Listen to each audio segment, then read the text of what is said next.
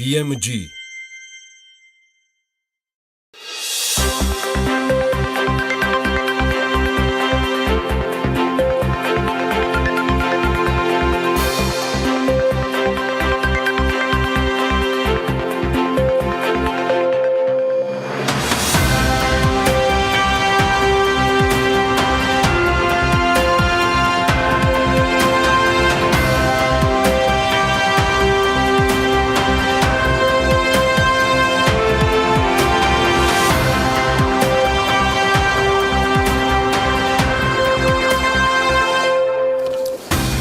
დილა მშვიდობისა, საქმიანად ვიწყებთ 5 დეკემბრის დღესაც, ყველას წარმატებულს, ბარაქიანს და მშვიდობიან დღეს გისურვებთ.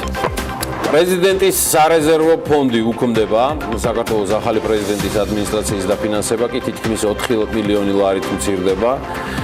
ამავე დროს და ამავე ბიუჯეტის პროექტის მიხედვით კი მთავრობას შრომის ანაზღაურებისთვის 1 მილიარდ 470 მილიონ 663,000 ლარი აქვს გათვალისწინებული, რაც ბიუჯეტის მეორე წარდგენით განსაზღვრულ თანხას 1,50,000,051,000 ლარით აღემატება. ბიზნეს სექტორის ბრუნვის მოცულობა 2018 წლის მესამე კვარტალში გასული წლის შესაბამის პერიოდთან შედარებით 17,3%-ით გაიზარდა. ეკონომიკური აქტივობის მხრივ თბილისი კვლავაც უალტერნატიული ლიდერია. საქსტატის მონაცემებით მთელი ქვეყნის ბიზნეს სექტორის მთლიანი ბრუნვის 73% დედაქალაქზე მოდის. საშუალო ხელფასი თვეში ბიზნეს სექტორში 1186 ლარს გაუტოლდა. ეს გასული წლის მაჩვენებელთან შედარებით 43 ლარით გაზრდილი მაჩვენებელია. საქართველოს რკინიგზის მოდერნიზაციისთვის კი უკვე 759 მილიონი ლარია დახარჯული. კომპანიის მენეჯმენტის ანგარიშში აღნიშნულია, რომ 2010 წელს დაწყებული პროექტი გეგმის მიხედვით 2019 წელს დასრულდება. 2012 წლიდან დღემდე რუსულმა კომპანიებმა საქართველოს ბიუჯეტიდან 159 მილიონი ლარი მიიღეს. ქართული სახელმწიფო სამსახურების ნაწილი მათ პირდაპირ უფორმებს ხელშეკრულებებს, ნაწილი ტენდერის გზით იმარჯვებს. ზაზა ოქუაშვილის 5 მილიონი ომეგა ჯგუფის გენერალური დირექტორი აღდგომელაშვილი ლევანი იგი აცხადებს ომეგა ჯგუფის სახელით, რომ მათ მიმდინარე გადასახადის გადახდის მიუხედავად სახელმწიფო გაურკვეველი მიზეზებიდან გამომდინარე აფერხებს მათთვის აქციზური მარკების მიცემას, რის გამოც კომპანია კვლავ გაჩერებულია. ოქუაშვილის კომპანიაში ასევე ამბობენ, რომ სახელმწიფო და სიკვა Security Solution-ი შეთანხმებულად მოქმედებენ და ომეგა ჯგუფს საქმიანობაში ხელს უშლიან. შვეიცარიული კომპანია სიკვა, რომელიც აქციზური მარკების გაცემისთვის სახელმწიფოს კონტრაქტორია, ომეგა ჯგუფის განცხადებას უარყოფს. სიკვას ქართული ოფისის დირექტორი გიორგი ჯიქია ამბობს, რომ კომპანია თავად აქციზური მარკების გაცემის გაჭიანურებაში ვერაფრით ჩაერეოდა.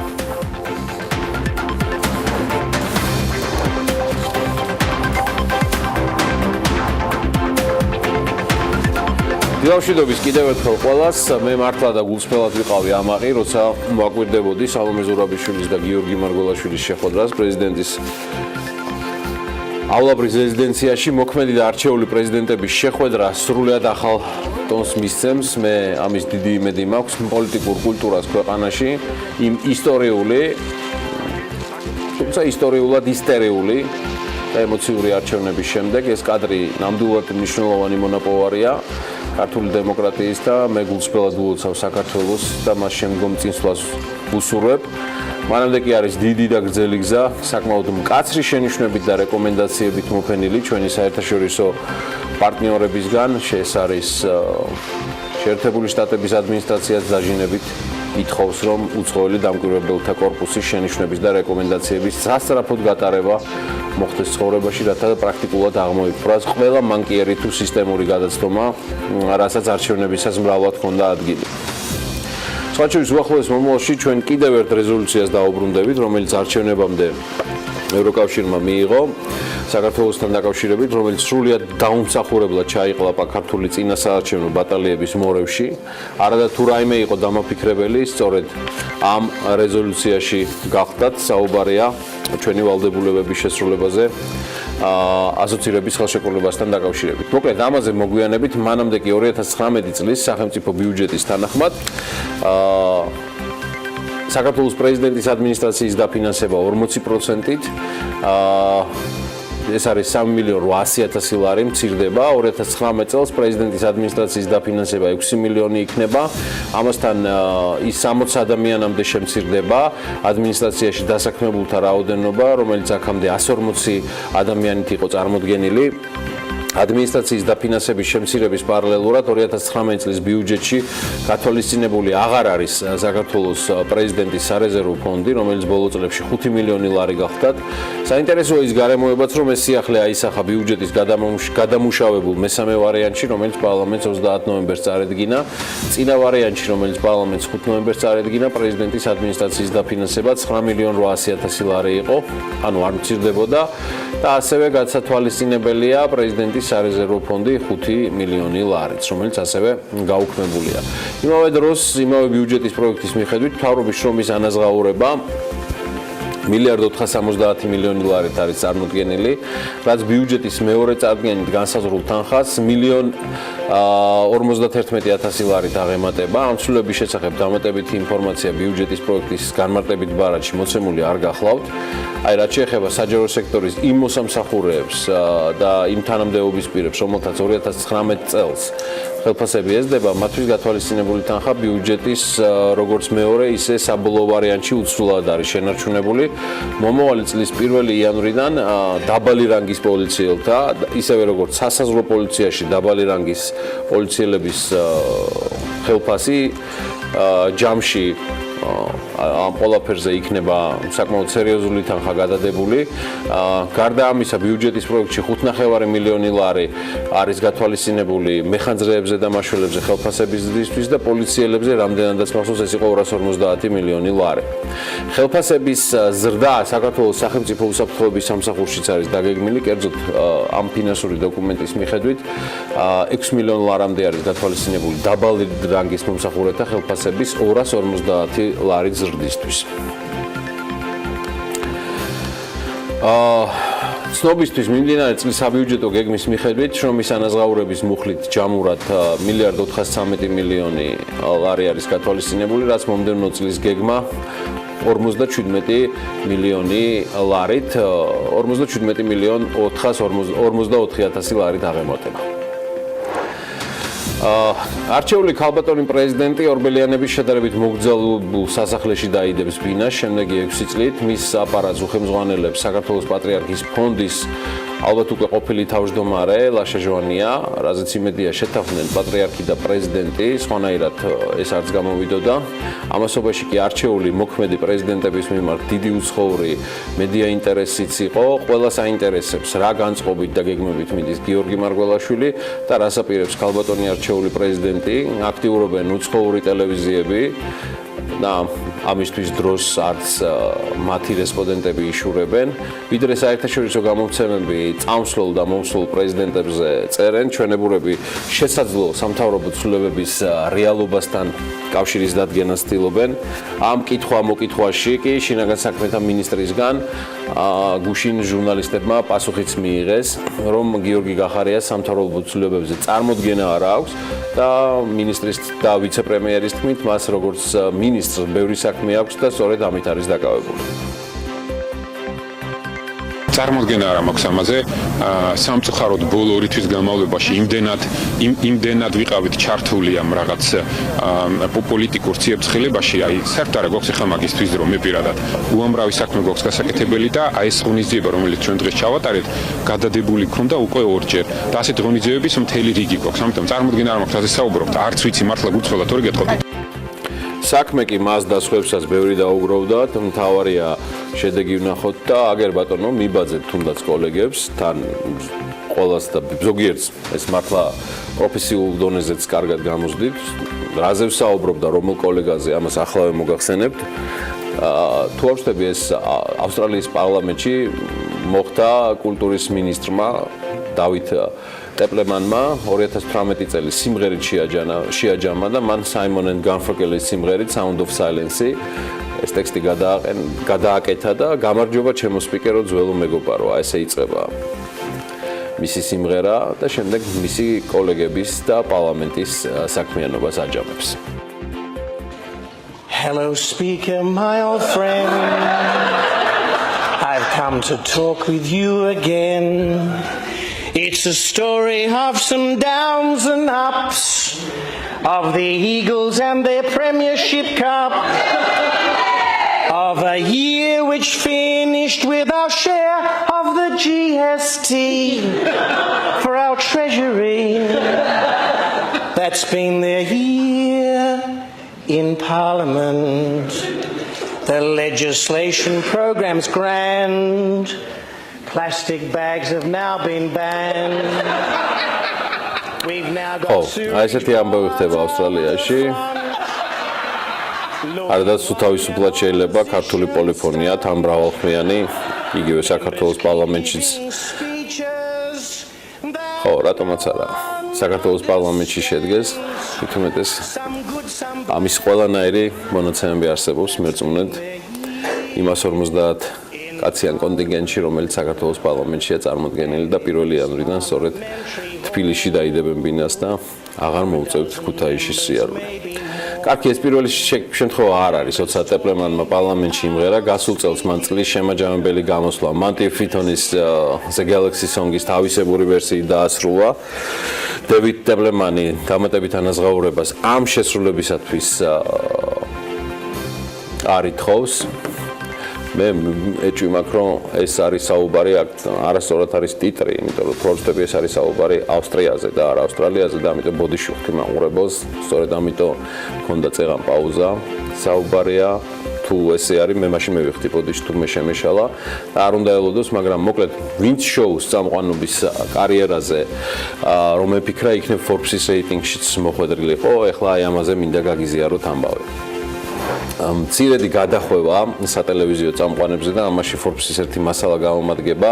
Forbes-ის ვერსიით Judge Judy's წამყვანს შემოსავლის უმეტესობა გასულ წელს CBS-ის შოუს მიყიდვა მოუტანა, საიდანაც მან $100 მილიონი აიღო. სატელევიზიო წამყვანის ქონება $400 მილიონი შეადგენს და Forbes-ის მიხედვით ამერიკაში რიგით იგი 52-ე ყველაზე მდიდარი ქალბატონია.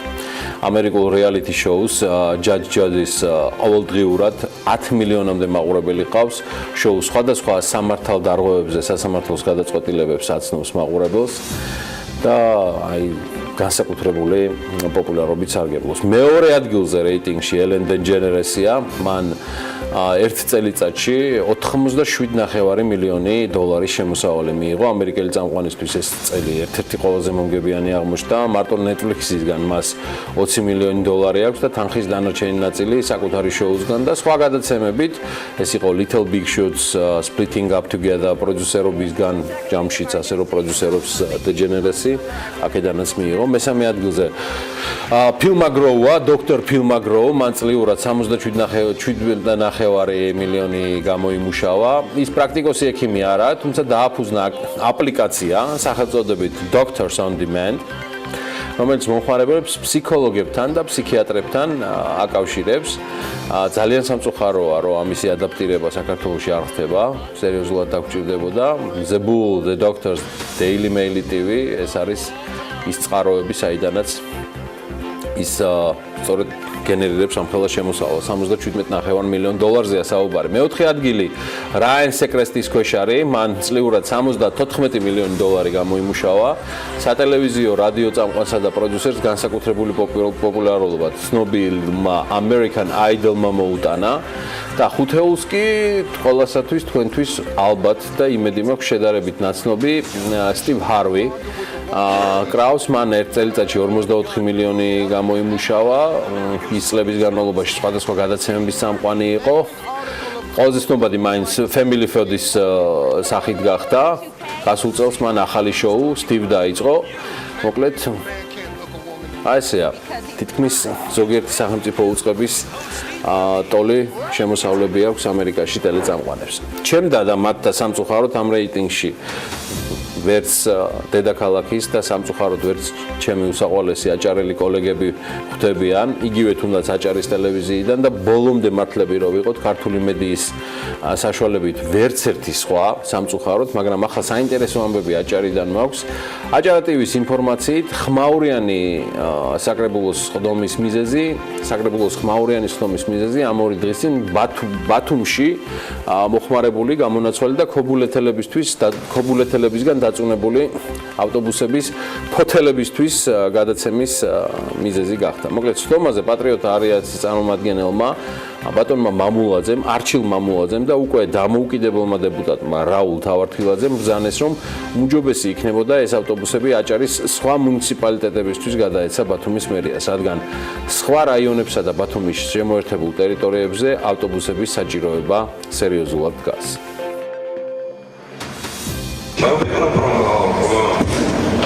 ოჩრო არ გადავცეთ ეს ავტობუსები და გადავეცათ ჩვენ მუნიციპალიტეტებისთვის და ისევ ასე ვთქვათ ხალხისთვის იქნებოდა და კარგი იქნებოდა და ადგილზე მომსახურებოდა. მისი აღდგენა და გამოყენება შეიძლება ბატონმა რაულ სწორობდა და უზენხარს რომ გამოვიყენოთ მაშინ იმ რაიონებში ან იმ გარეუბნებში რომელიც შემოერთებულ ქალაქს უწოდება. ქობულეთის მუნიციპალიტეტის გამგეობიდან ის ხოდენ ამ ავტობუსების გადაცემას, თუმცა როცა ჩამოვიდნენ ადგილზე დაეცნენ ვითარებას და დაათვალეს ჩვენი ავტობუსები საბოლოო ჯამში მოარი განაცხადეს ჩეხება საქართველოს ეს სამხედრო სფერო. ბათუმის მერიის წარმომადგენელმა გოგა ლომაძემ კი საკრებულოს წევრებს უთხრა, რომ ავტობუსები დაინტერესებული ქობულეთის მერია იყო, მაგრამ მას შემდეგ რაც დაათვალიერეს ეს ტრანსპორტი, შეისწავლეს მისი ტექნიკური მდგომარეობა, უარი განაცხადეს საჩუქრის მიღებაზე. ლომაძემ ასევე დააზუსტა, რომ ამ ავტობუსებს ვერც საქალაქთა შორისო რეისებზე გამოიყენებენ სხვა მუნიციპალიტეტებში. ანუ არ ვარგა ბატონო, არ ვარგა. ეროვნულ ბანკში მურთაზ კიკორიას შემცვლელს წლის ბოლომდე ელიან ვიცე-პრეზიდენტის პოსტი, როგორც დაანონსებული იყო ექსკლუზიურად BMG-ს მიერ. მან 1 დეკემბერს დატოვა, სად გააგრძელებს კარიერას ბანკირი ჯერჯერობით უცნობია, თუმცა ცნობილია მისი შემცვლელის ვინაობაც.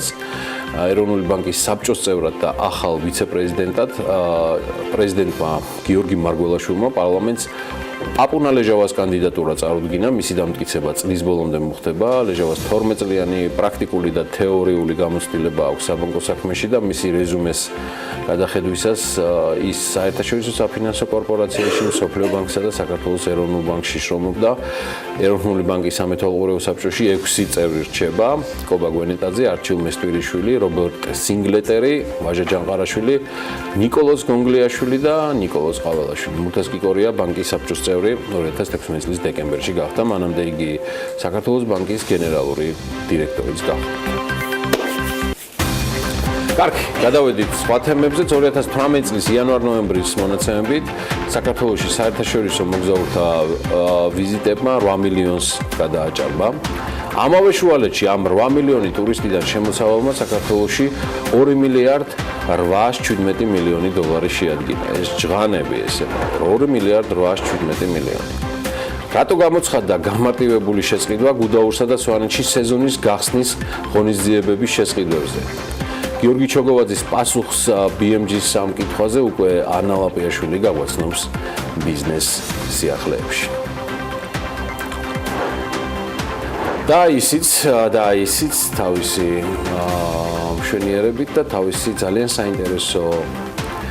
ძალიან საინტერესო ახალი ამბებით, რომელსაც ანა უკვე სულ მალე რამდენიმე წამში წარმოგიდგენთ. ანა დილამშვიდობის. მივესალმებით ჩვენს მაყურებელს. ძალიან საინტერესო ამბები გვაქვს და ძირითადად მონაცემებს უნდა გადავხედოთ მაინც უკვე ტურისტთან დაკავშირებით, რომელი ქვეყნები გამოირჩეოდნენ საქართველოში ყველაზე აქტიური სტუმრობებით და ასე შემდეგ რამდენიმე წამში ბიზნეს სიახლეებით. საქმიანი დილის ეთერში.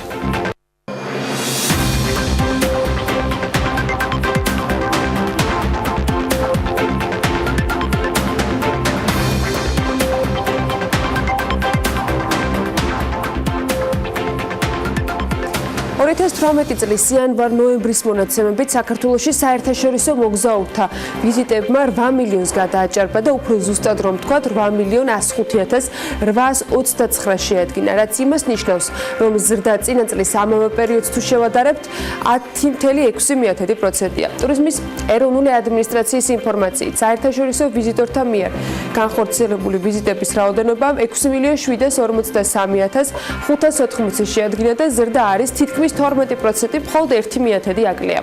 ტურისტული ვიზიტების რაოდენობა კი 4,900,000-ს აღწევს, რაც 659,454 მეტია 2017 წლის იანვარ-ნოემბრის მაჩვენებელს თუ შევანდარებთ. პროცენტების მიხედვით კი 17,2%-ია ზრდის მაჩვენებელი.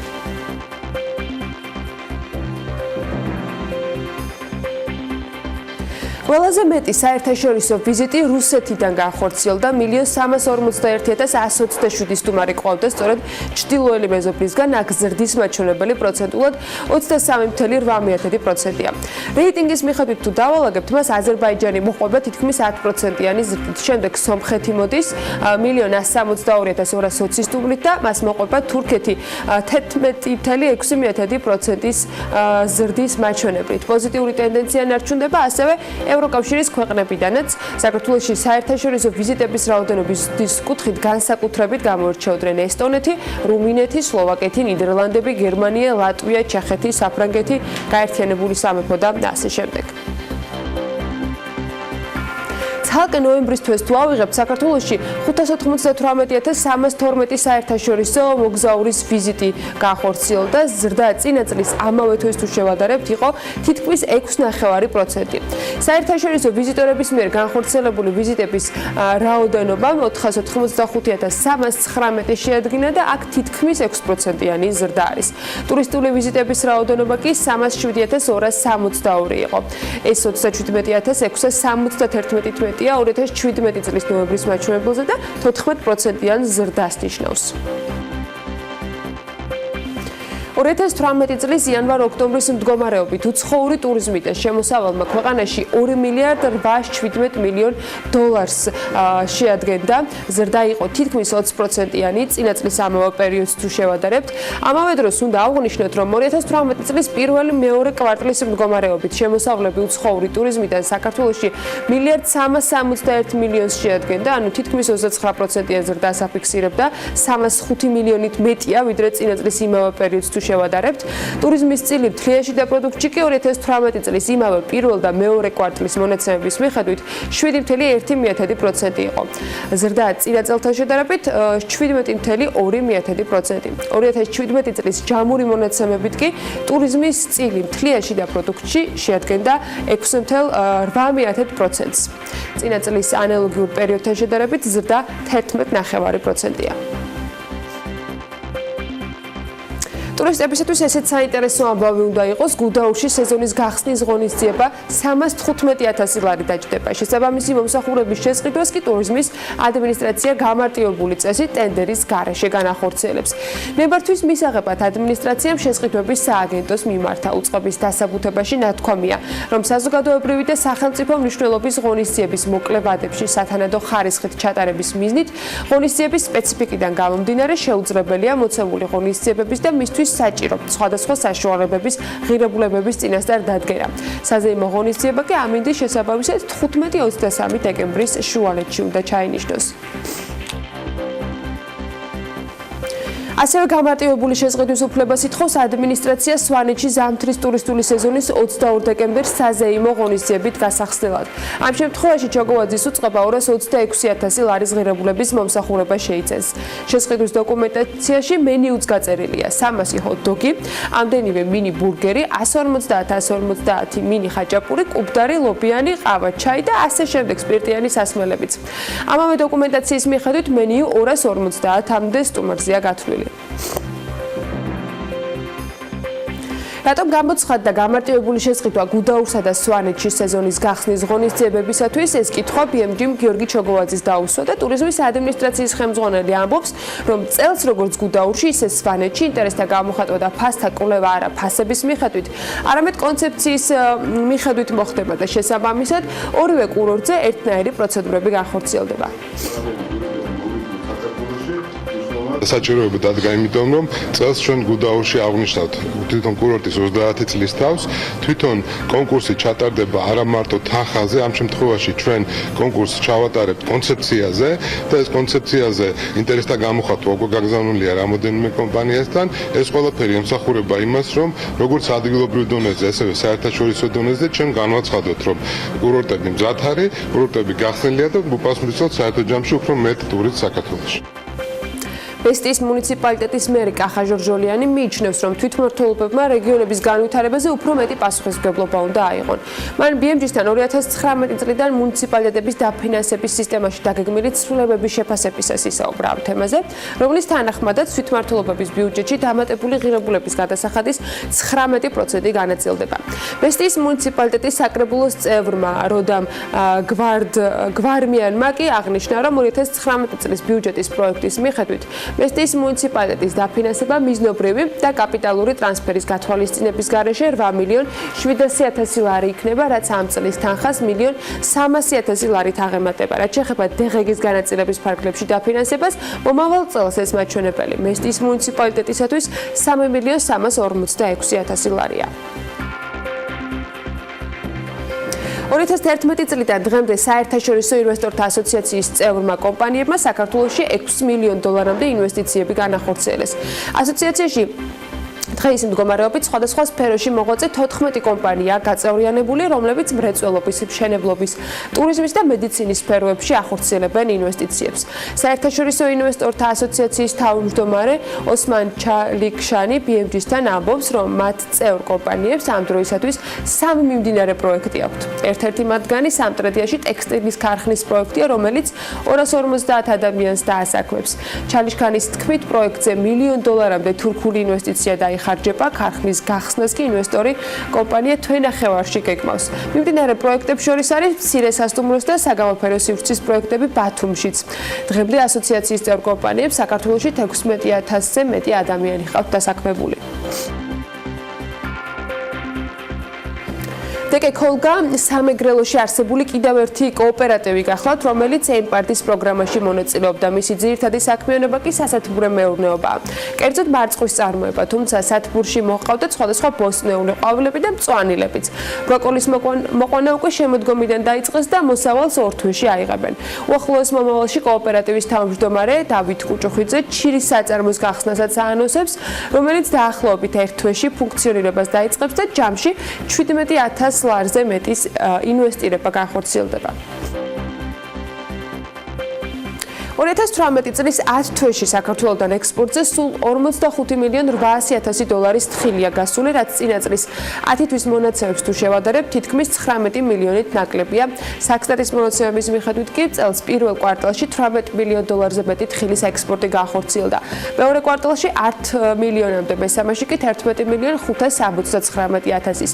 რაც შეეხება ოქტომბრის თვეს, თხილის ექსპორტიდან მიღებულმა შემოსავალმა ოქტომბერში $6,200,000 შეადგინა. თხილის ექსპორტის კუთხით ყველაზე მკვეთრი 54%-იანი შემცირება 2017 წელს დაფიქსირდა და ჯამურად მასში შემოსავალმა $83 მილიონი შეადგინა. ამ კლების გამო უმსხვილეს საექსპორტო ჩამონათვალში დაკავებული მეორე ადგილიდან თხილმა და კაკალმა მერვე პოზიციაზე გადაინაცვლა. ბოლო წლის მონაცემის მიხედვით ყველაზე მეტი თხილი საქართველოსთან იტალიაში, გერმანიაში და რუსეთშია გასული.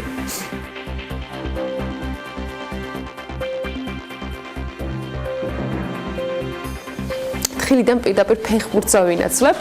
2017 წელს ფეხბურთის განვითარების ფონდმა $33,354,972 ლარი დახარჯა. მთავრობის მიერ დამტკიცებული პროგრამის მიხედვით 2017 წელს ფონდის მთლიანი ბიუჯეტი $40,250,000 ლარი იყო. ყველაზე კარგად კლუბებმა საბაზო დაფინანსების ნაწილი აითვისეს. კერძოდ 24 მილიონი ლარიდან ფეხბურთის განვითარების ფონდმა კლუბებს $33,445,524 ლარი გადაურიცხა. ყველაზე დაბალი ათვისება ქართულ კლუბებს ფინანსური სტიმულირების ნაწილში ჰქონდათ. 9 მილიონი ლარიდან მათ მხოლოდ $3,316,327 ლარის ათვისება მოახერხეს. კლუბების ფინანსური სტიმულირების ნაწილი კი გულისხმობს შემდეგს. მაგალითად, თუ კერძო სექტორიდან $300,000 ლარის დაფინანსების მოძიებას შეძლებს კლუბი, ფონდი ანალოგიურ თანხას დაუმატებს. 2017 წელს სტიმულირების ზედა ზღვარი ეროვნულ ლიგაში 600.000 ლარი იყო. ეროვნულ ლიგა 2-ში კი 400.000 ლარი. ლიგა 3-ში 100.000 ლარს შეადგენდა. ფლად ბექაბაცი გადასაწყონება მე მგონი ეს ნაწილი საქმიან დილაში. ახლა სპორტულ თემატიკას მოკლე კოლაჟი უნდა მივაყოლოთ, რომელშიც თავი მსოფლიოში ყველაზე დიდი ტევადობის 5 სტადიონს და მოუყარეთ მათ მოკლე ისტორიებთან ერთად.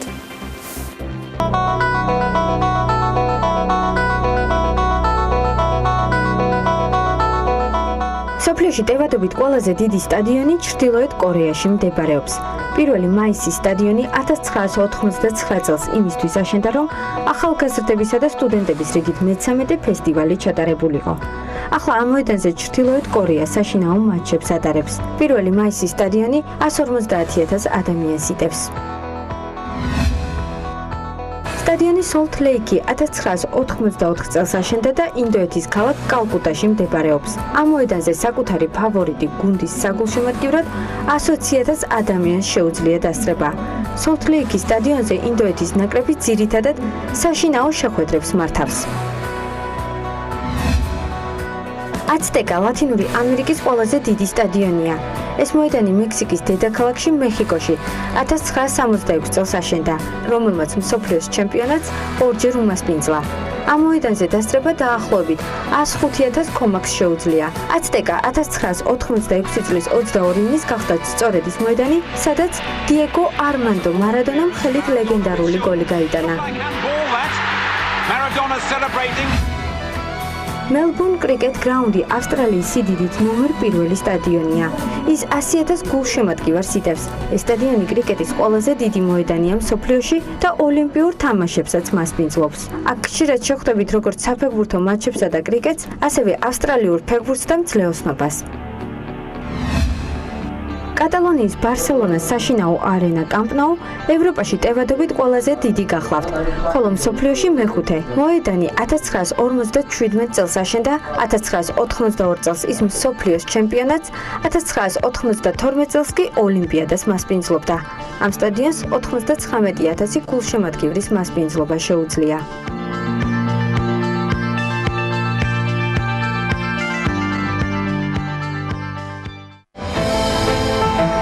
ამინდის პროგნოზის სპონსორია SEU დეველოპმენტი.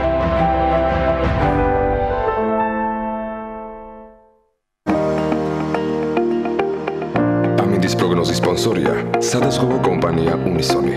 თავისუფალი დაზღვევა თქვენი სიმშვიდისათვის. დღეს საქართველოს 7 ქალაქში იქნება 11 გრადუსი ტემპერატურა. რა განაპირობებს ამ ყველაფერს? გარემოს ეროვნული სააგენტო აღნიშნავს, რომ ამინდი კვლავ განპირობებული იქნება ამიერკავკასიის ჩრდილო-აღმოსავლეთიდან აღმოსავლეთ საქართველოში შემავალი ცივი და ნოტიო ჰაერის მასების და ასევე სამხრეთიდან შემავალი თბილი ჰაერის მასების ურთიერთქმედებით. დრო გამოშვებით ღრუბლიანობის მომატება მოსალოდნელი დასავლეთ საქართველოში უმეტესად უნალექოდ ჩაევის დღე.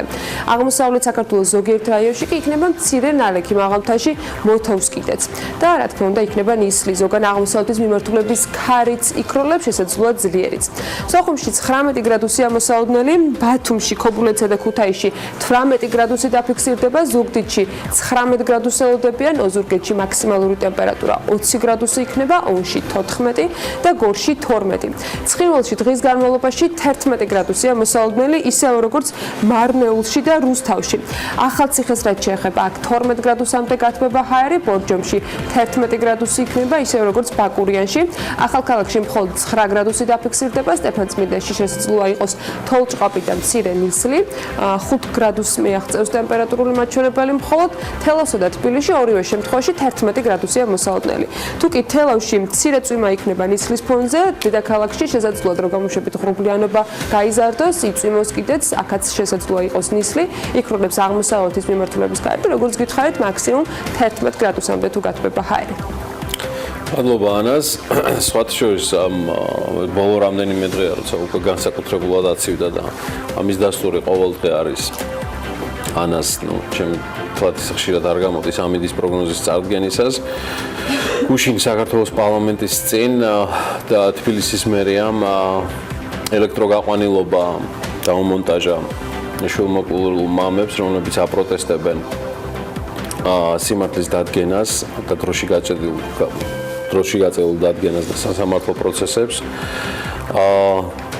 მას შემდეგ რაც ზაზა სარალიძემ გადაწყვიტა, რომ აი ამ ცივი ამინდებიდან გამომდინარე შეშის ღუმელი დაედო, მასთან პატრულის თანამშრომელი მივიდა, რომელმაც ამცნო თბილისის მერიის გადაწყვეტილება იმასთან დაკავშირებით, რომ სულ მალე იქნებოდა უზრუნველყოფილი ელექტროენერგია დაახლოებით 6 კარავში, სადაც შულმოკლული მამები და მათი მხარდამჭერები ათავენ ღამეს და სწორედ იქ დაიდგა ელექტროღუმელები. მესმის კახა კალაძის, რომ ეს მართლაც არ არის არაფრით სადრაპახო, მაგრამ სრულად მადლობა. ეს სასახაც სწორი გადაწყვეტილებაა და ეს კარგი გადაწყვეტილებაა. და იმედი მაქვს, რომ კარგ გადაწყვეტილებას მოყვება ყველა კითხვაზე პასუხი, რაც აქვს ზაზა სარალიძეს და ვახაზ მაჩალიკაშვილს. მოდით ვნახოთ დღევანდელი საქმიანი დილის ვიდეო ანონსი და სულ მალე დაგიბრუნდებით რამდენიმე წუთში, მას შემდეგ უკვე რეკლამა იქნება.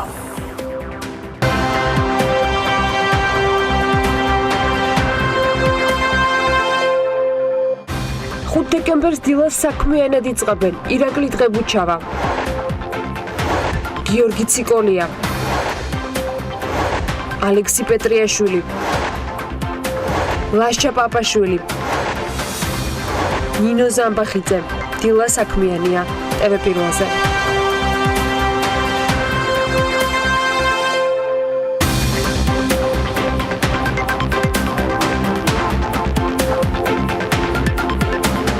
ახლა კომპანია Grossa Energy ჯგუფი უნდა გაგაცნოთ, რომლის ძირითად საქმიანობასაც საინჟინრო საკონსულტაციო მომსახურება წარმოადგენს, რაც ნებისმიერი პროექტის დამუშავებას ითვალისწინებს. კომპანიას აქვს შესაძლებლობა შეასრულოს როგორც ჰიდროლოგიური, ასევე გეოდეზიური, გეოფიზიკური, გეოლოგიური საველე კვლევები და მომხმარებელს მიაწოდოს საერთაშორისო სტანდარტის შესაბამისი პროდუქტი. დეტალები თათია ჩაფიჩაძემ და გაგვიზიარა, შემდეგ უკვე სტუმართან ერთად დავბრუნდებით. კომპანია Grossa Energy ჯგუფი უკვე 12 წელია საქართველოს ენერგოდარგის მომსახურების ბაზარზე ფუნქციონირებს. მის ძირითად საქმიანობას საინჟინრო საკონსულტაციო მომსახურება წარმოადგენს, რაც ნებისმიერი პროექტის დამუშავებას კონცეპტუალური ეტაპიდან ექსპლუატაციაში მიღებამდე ითვალისწინებს. კომპანიას ასევე აქვს შესაძლებლობა შეასრულოს ჰიდროლოგიური, გეოდეზიური, გეოფიზიკური, გეოლოგიური საველე კვლევები და მომხმარებელს საერთაშორისო სტანდარტების შესაბამისი პროდუქტი მიაწოდოს.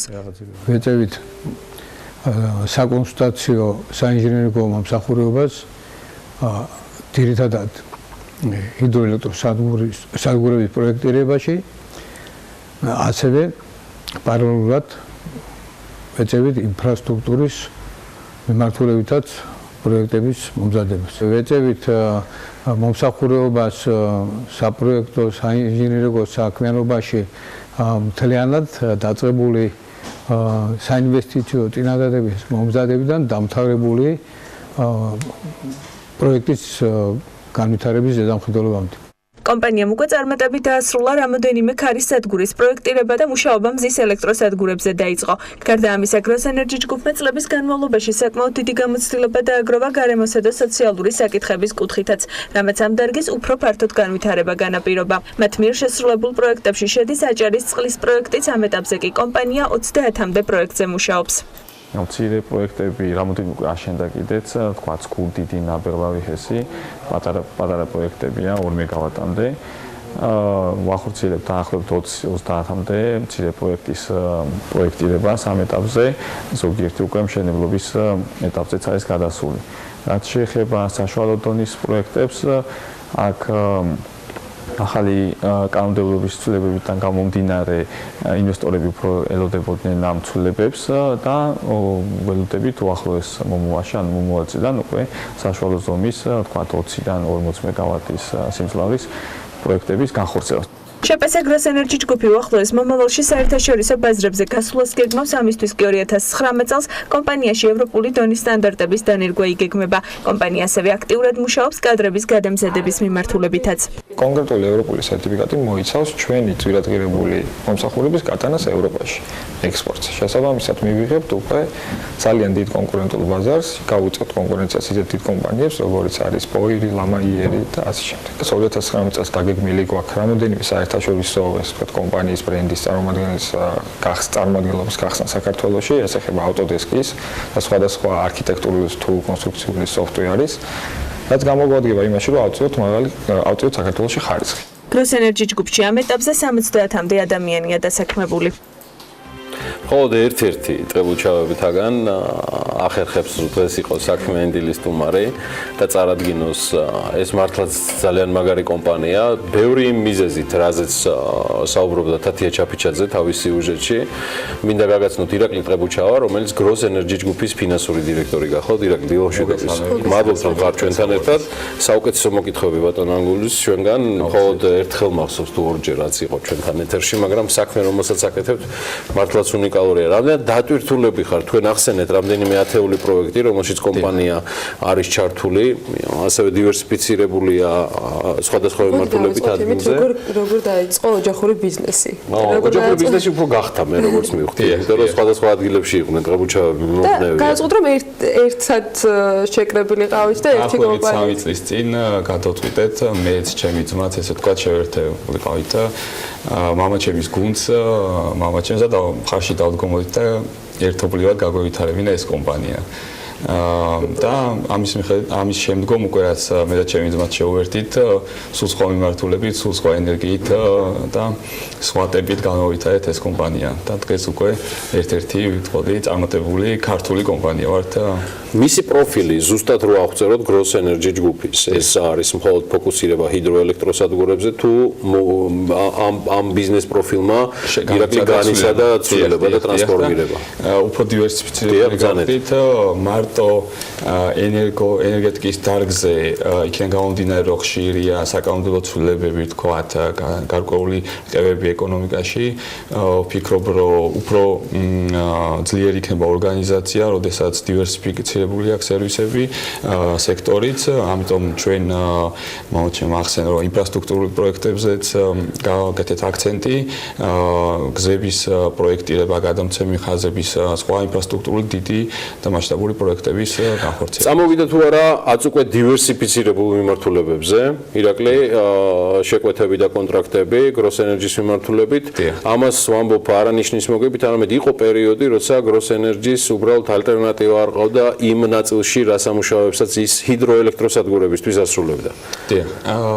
ნუ ჩვენი ერთ-ერთი მთავარი მიმართულება და ესე ვთქვათ, რაშიც გაწაფული და პროფესიონალებად ეს ჰიდროენერგეტიკა ისევ რჩება, მაგრამ უკვე ის დარგები, როგორიც არის ვთქვათ, გზები და ამ მიმართულებით უკვე 5-6 მასშტაბური პროექტი განვახორციელეთ, მოგეხსენებათ სახელმწიფომ აი ქსელური დაგეგმის მიხედვით, სადაც უკვე ყველა მნიშვნელოვან ტურისტულ ცენტრში ეს მესტია იქნება ომალო თქვათ და ასე შემდეგ უნდა განვითარდეს ინფრასტრუქტურა, მივიდეს გზები.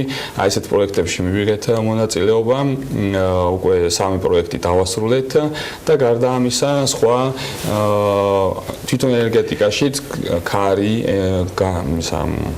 განახლებადშიც დიახ განმოვითარეთ, იმიტომ რომ მოგეხსენებათ საქართველოში არ იყო ამ მიმართულებით ცოდნა, პროფესიონალიზმი, ჩვენ ჩავდეთ ინვესტიცია ჩვენს კადრებში, რომ მოგვემზადებინა ამ მიმართულებითაც, თქვათ, მზის ენერგიის კუთხით, ქარის დაპროექტება, ანალიზი. რა ხდება თვითონ ბაზარზე? ანუ არის თუ არა რეალურად კონკურენცია, არსებობენ თუ არა გროს ენერჯის ანალოგები და რამდენად კონკურენტულია ბაზარი? ვფიქრობ, ბაზარი კონკურენტულია, განსაკუთრებით დიდ კონკურენციას ქმნის ის უცხოური კომპანიების წარმომადგენლობები საქართველოში,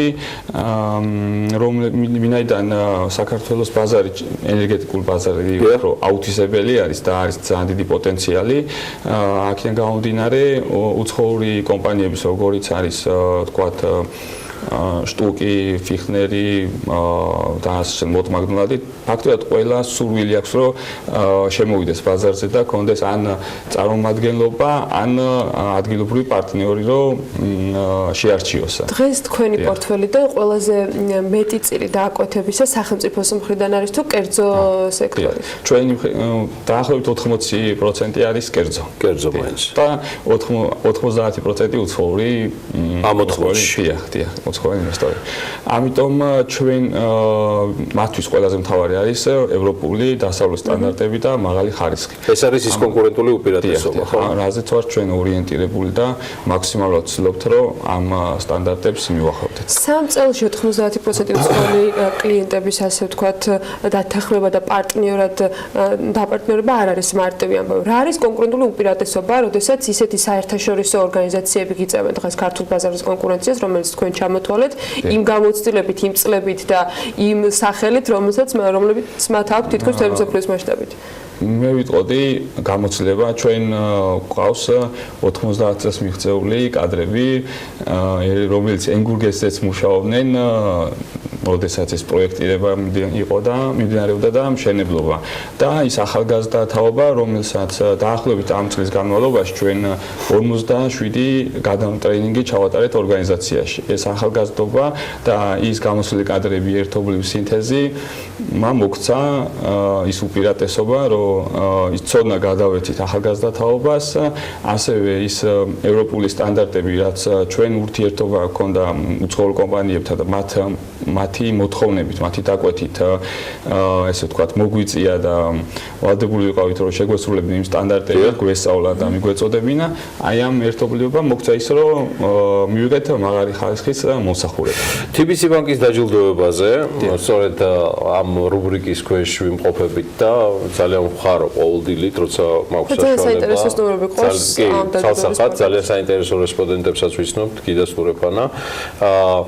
როგორ მიანგენით ერთმანეთს ბანკმა თქვენ ბანკს, ანუ ეს არ არის რაღაც ხო მარტივი ურთიერთობა კლიენტს და ფინანსურ ინსტიტუტს შორის? მე ვიტყოდი, აი გავაოცებული ვარ რომ შეგვარჩიეს ჩვენს, თუმცა ზოგადად გვიჩვენა რომ საქმე მтквას, ესე ვთქვათ, ალბათ ჩვენი ბრუნვებიდან გამომდინარე ან იმ ვთქვათ სახელმწიფო ბიუჯეტებიდან და ასე შემდეგ რაღაც კრიტერიუმებში წინ წავიწიეთ და შეგვარჩიეს. ძალიან მადლობელი ვარ TBC ბანკის და ვფიქრობ, რომ ფინანსური ინსტიტუტები ერთ-ერთი მთავარი წყარო არის იმ ასეთი კომპანიების, ჩვენაირი კომპანიების, რომ ხელი შეუწყოს, მაგალითად ჩვენ როდესაც აი საკონსულტაციო კომპანიის ბიზნესს არ აქვს აქტივები, რომ სესხლი მოიზიდოს, ვთქვათ, სალიზინგო მომსახურებით შევიძინეთ ერთ-ერთი საუკეთესო საბურგის საშუალება, რომელიც საველე სამუშაოებს ვახორციელებთ, საინჟინრო გეოლოგიურ სამუშაოებს, ასევე გეოდეზიური, ტოპოგრაფიული აპარატურა, გეოფიზიკური, რაც ხალხში დაგვიდგა, ესე ვთქვათ, საფინანსო ინსტიტუტი და მათთან ერთად ვითარდებით. გამარჯვების შემთხვევაში არჩევანი არის საკმაოდ ფართო, დიდი და საინტერესო, დიახ. რას აარჩევს გროს ენერჯი ჯგუფის top management-ი და მმართველი პარტნიორები? ვფიქრობ სარეკლამო მიმართულებას, ვინაიდან ჩვენი სერვისები, იმიტომ რომ ძალიან მრავალი სერვისი გვაქვს, ფართო არჩევანი, ვფიქრობ რომ საჭიროა მისი კარგად მოხმარებელთან მიტანა და მიწოდება, დიახ. BMG-ს იმედი გქონდეთ? დიახ. ჩვენ ჩართული ვართ ამ ყველაფერში. ირაკლი ყებულჩავას კიდევ ერთხელ მადლობა გროს ენერჯი ჯგუფის ფინანსურ დირექტორს. საუკეთესო მოკითხვები გროს ენერჯი ჯგუფის მესვეურებს იმ საინტერესო საქმისთვის, რასაც ისინი ემსახურებიან და კიდევ ერთი თემა, რომელსაც ანა წარმოადგენს. ვინაცვლებ დუბაისკენ, სადაც სულ ცოტა ხნის წინ მუშაობა დაიწყეს ახალ პროექტზე, რომელიც ნარჩენების ეფექტურ მართვას გულისხმობს. პროექტის ფარგლებში წელიწადში 1,92 მილიონი ტონა ნაგავი გადამუშავდება და ეს დუბაის საშუალებას მისცემს, რომ 171 მეგავატი ელექტროენერგია გამოიმუშაოს, რაც 120,000 ოჯახის ელექტროენერგიით უზრუნველყოფისათვის სრულიად საკმარისი იქნება. პროექტი 2020 წლისათვის დასრულდება. დუბაი არ არის ერთადერთი, რომელიც ამ მიმართულებით აქტიურად მუშაობს და დღეს მოგიყვებით იმ 10 ქვეყანაზე, რომლებიც საუკეთესოდ ახერხებენ ნარჩენების მართვას. ანუკა ჩუხაძის სიუჟეტი ვნახოთ.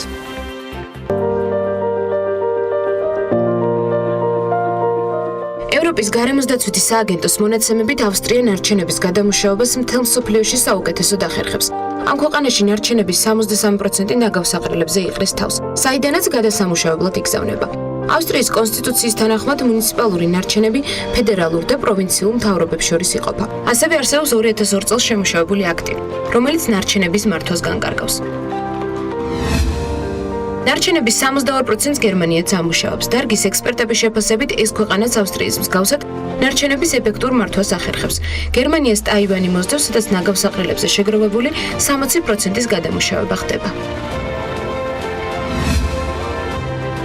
შესაძლოა გაგიკვირდეთ, მაგრამ ამ მიმართულებით ეგვიპტეც მოწინავე პოზიციაზეა. ზაბალინები ასე უწოდებენ დაახლოებით 40,000 ადამიანისგან შემდგარ სოციალურ ჯგუფს, რომლებიც მედინე ზაბელას რაიონში ცხოვრობენ. უკვე მრავალი წელია ისინი ერთადერთი საქმით არიან დაკავებული, რომელიც თაობიდან თაობაზე გადადის. კერძოდ დაგვის შეგროვებით, გადახარისხებით და გადამუშავებით. ეს ოჯახური ბიზნესია და როგორც ცნობილია, ამ საქმეს მათთვის საკმაოდ კარგი შემოსავალიც მოაქვს. მთლიანობაში ზაბალინები შეგროვებული ნარჩენების 85%-ის გადამუშავებას ახერხებენ. რეიტინგში ბრაზილიაც მოხვდა, შეიძლება ითქვას, მსოფლიოს ვერცერთმა ქვეყანამ ვერ მოახერხა იმ რაოდენობის ალუმინი გადაემუშავებინა, რასაც ეს ქვეყანა ახერხებს. 2014 წელს ამ ლათინოამერიკულმა ქვეყანამ 299,500 ტონა ალუმინის ქილა გადაამუშავა, რაც საერთო რაოდენობის დაახლოებით 98%-ია. მსგავსი შედეგები ამ მიმართულებით ქვეყნის ეკონომიკურმა მდგომარეობამ განაპირობა. ბრაზილიას ალუმინის გადამუშავება უფრო იაფი უჩნდება, ვიდრე მათი ხელახლა წარმოება.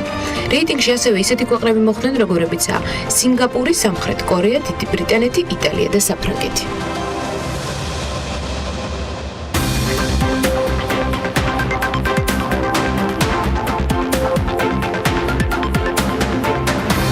ბიზნეს სექტორის ბრუნვის მოცულობა 2018 წლის მესამე კვარტალში გასული წლის შესაბამის პერიოდთან შედარებით 17,3% არის გაზრდილი.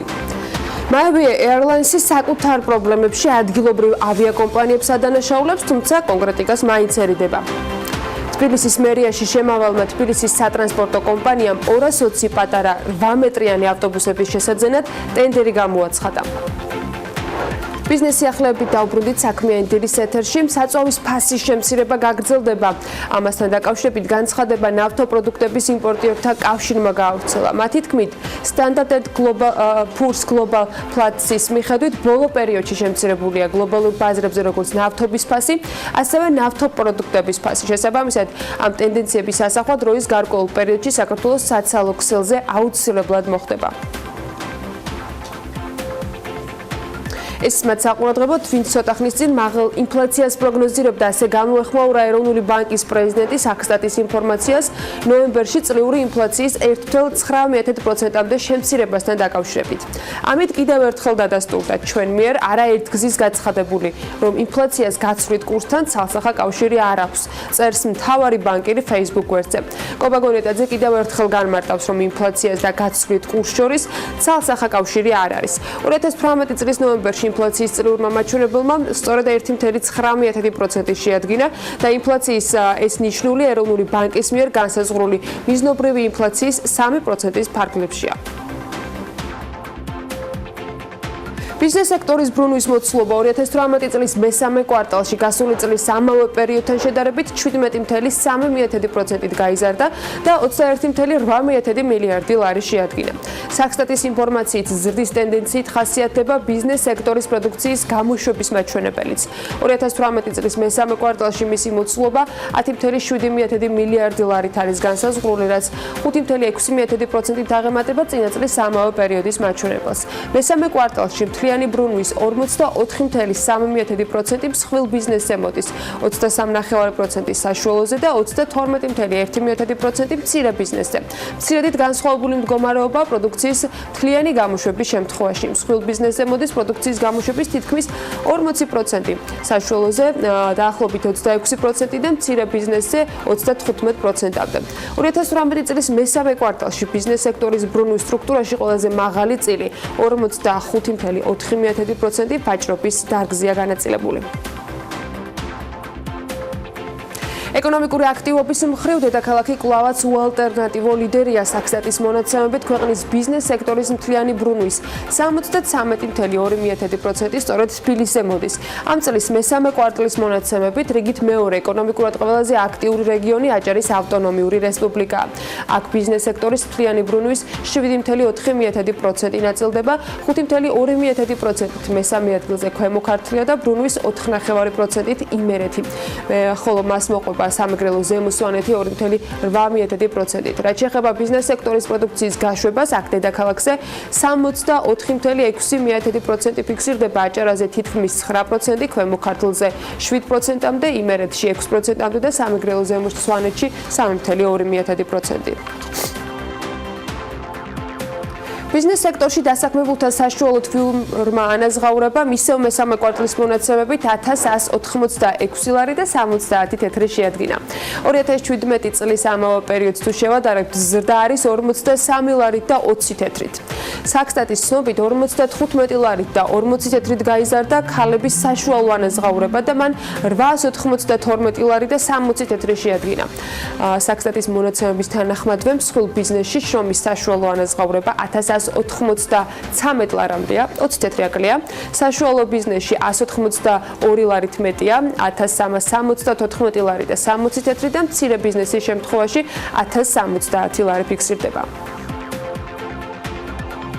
საქართველოს რკინიგზის მოდერნიზაციისათვის უკვე 749 მილიონი ლარია დახარჯული. კომპანიის მენეჯმენტის ანგარიში აღნიშნულია, რომ 2010 წელს დაწყებული პროექტი გეგმის მიხედვით 2019-ში დასრულდება. მოდერნიზაციის პროექტის ღირებულება ჯამში 260,126 მილიონი შვეიცარიული ფრანკია და სრულად საქართველოს რკინიგზის შემოსავლებიდან უნდა დაფინანსდეს. ახალი გვირაბების და ხიდების მშენებლობით რკინიგზის განტარუნარიანობა გაიზრდება და არსებული 27 მილიონიდან 48 მილიონ ტონამდე იქნება ზრდა. პერსპექტივაში 100 მილიონიც არის ნავარაუდევი. მგზავრობის დრო კი მკვეთრად უნდა შემცირდეს ამ სიახლეების შედეგად. ნოემბრის მონაცემებით ქუთაისის დავით აღმაშენებლის სახელობის აეროპორტი კი 47868 მგზავრს მოემსახურა. ეს წინა წლის პერიოდთან შედარებით 132%-იან ზრდას აჩვენებს. რაც შეეხება ზრდა შესრულებული რეისების მიხედვით, აქაც გასულ თვეებთან შედარებით გაზრდილი მონაცემებია. 2018 წლის ნოემბერში ჯამში ქუთაისის საერთაშორისო აეროპორტი 178 რეისს მოემსახურა, რაც წინა წელს თუ შევადარებთ 85%-იან ზრდას აჩვენებს. 2018 წლის 11 თვის მონაცემებით ჯამში ისე ქუთაისის საერთაშორისო აეროპორტში 560,254 მგზავრის მომსახურება მოხდა, რაც წინა წლის ამავე პერიოდთან შედარებით 47%-იან ზრდას მიუთითებს. რაც შეეხება შესრულებულ რეისებს, იანვარ-ნოემბერში ჯამში 1969 რეისია განხორციელებული და ეს 29%-იანი ზრდაა. ამასობაში MyWay Airlines-ი საკუთარ პრობლემებში ადგილობრივ ავიაკომპანიებს ადანაშაულებს, მაგრამ კონკრეტიკას ერიდებიან. ჩვენი რეისების გაჩერების მიზეზი ძალიან ბევრია. ჯერჯერობით ყველა მიზეზის დასახელებისაგან თავს შევიკავებ, რადგან ჯერ კიდევ მოლოდინის რეჟიმში ვართ, ამბობს MyWay Airlines-ის კომერციული დირექტორი იგორ აფციური BMG-სთან. ის განმარტავს, რომ არის როგორც ობიექტური, ასევე სუბიექტური მიზეზები. მთავარ მიზეზად კი მან საქართველოს ბაზარზე არსებული არაჯანსაღი კონკურენცია დაასახელა, რის გამოც ავიაკომპანია საფხული სეზონი ჩაუვარდა. დედაქალაქის მერიაში შემავალმა თბილისის სატრანსპორტო კომპანიამ 220 პატარა 8 მეტრიანი ავტობუსის შესაძენად ტენდერი გამოაცხადა. ტენდერის ღირებულება 79 მილიონ ნახევარი ლარია. ეს ნიშნავს, რომ თითო ავტობუსის ღირებულება საშუალოდ 361,000 ლარი უნდა იყოს. გამარჯვებულმა კომპანიამ კი მერიას ავტობუსები ხელშეკრულების გაფორმებიდან 8 თვის ვადაში ეტაპობრივად უნდა მიაწოდოს. კომპანია გრავიტა, რომელსაც ყველაზე დაბალი ფასი ჰქონდა, ტენდერიდან დისკვალიფიცირებულია. მისი შეთავაზება 220 ავტობუსის 79 მილიონის ნაცვლად 63 მილიონი ლარით შემოყვანა იყო. კომპანიის დისკვალიფიკაციის შემდეგ ტენდერში კომპანია GT Group-მა გაიმარჯვა. მისი შეთავაზება უბრალოდ იმარჯვებს შერჯერობით მონაცემებით. მისი შეთავაზება 64,700,000 ლარია, მიუხედავად იმისა, რომ ტენდერში დანაშაულის ნიშნები ჯერჯერობით რთული დასაფიქსირებელია, ჩინური კომპანია ჰაიგერის იურისტი ეჭვობს, რომ სახელმწიფო შესყიდვა კონკრეტულ კომპანიაზეა და კონკრეტული ტიპის ავტობუსებზეა მორგებული. ვიცე-მერმა ტენდერში შეთანხმებები გამორიცხა და თქვა, რომ ეს არსებული სისტემით უბრალოდ შეუძლებელია. ლამაზი ყველაზე მოცისრიგებული დასაქმება კომპანია გრავიტა, რომელიც არის შვილობილი კომპანია თეგეტასი, მისი დამფუძნებელი სახელი და უარიც კი ამას ძალიან მარტივად ადასტურებს. მან ხელოვნურად არ დააზუსტა მის მიერ მოგებული ტენდერი, საოცრება დაიმარჯვა ტენდერში და დააზუსტა ისეთად, რომ მიიღოს დისკვალიფიკაცია.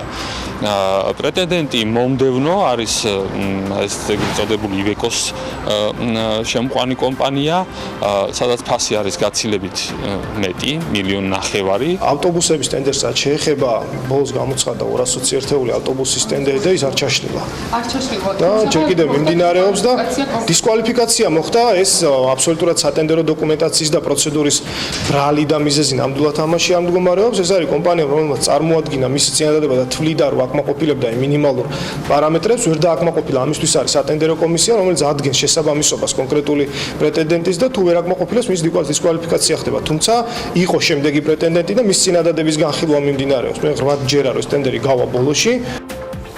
ქუთაისის ადგილობრივ თვითმმართველობაში მერის ბრძანებით რეორგანიზაცია გამოცხადდა. თავად ქალაქის მერი გიორგი ჭიღვარიაკი შვებულებაში გავიდა. მერიაში განმარტავენ, რომ ის შვებულებაში 5 დღით არის და 3 დეკემბრიდან იმყოფება. ადგილობრივ თვითმმართველობაში რეორგანიზაციის გამოცხადების თაობაზე მერმა ბრძანება შვებულებაში გასვლიდან 3 დღით ადრე 30 ნოემბერს გამოსცა. შესაბამისი წერილი კი ყველა თანამშრომელს უკვე ჩაბარდა. რეორგანიზაცია თავის თავში ნამდვილად არ გულისხმობს ვინმე სამსახურიდან გაშვების აუცილებლობას. კანონის თანახმად, თუ რეორგანიზაციის დროს მოსალოდნელია შტატების შემცირება, საჯარო დაწესებულების ხელმძღვანელი ვალდებულია ამის თაობაზე წერილობით აცნობოს საჯარო დაწესებულებაში დასაქმებულ პირებს, განმარტავენ თავად ქუთაისის მერიაში. დაუდასტურებელი ინფორმაციით საუბარია, რომ თანამდებობიდან წასვლის თაობაზე განცხადებას დაწერს თავად ქუთაისის მერი.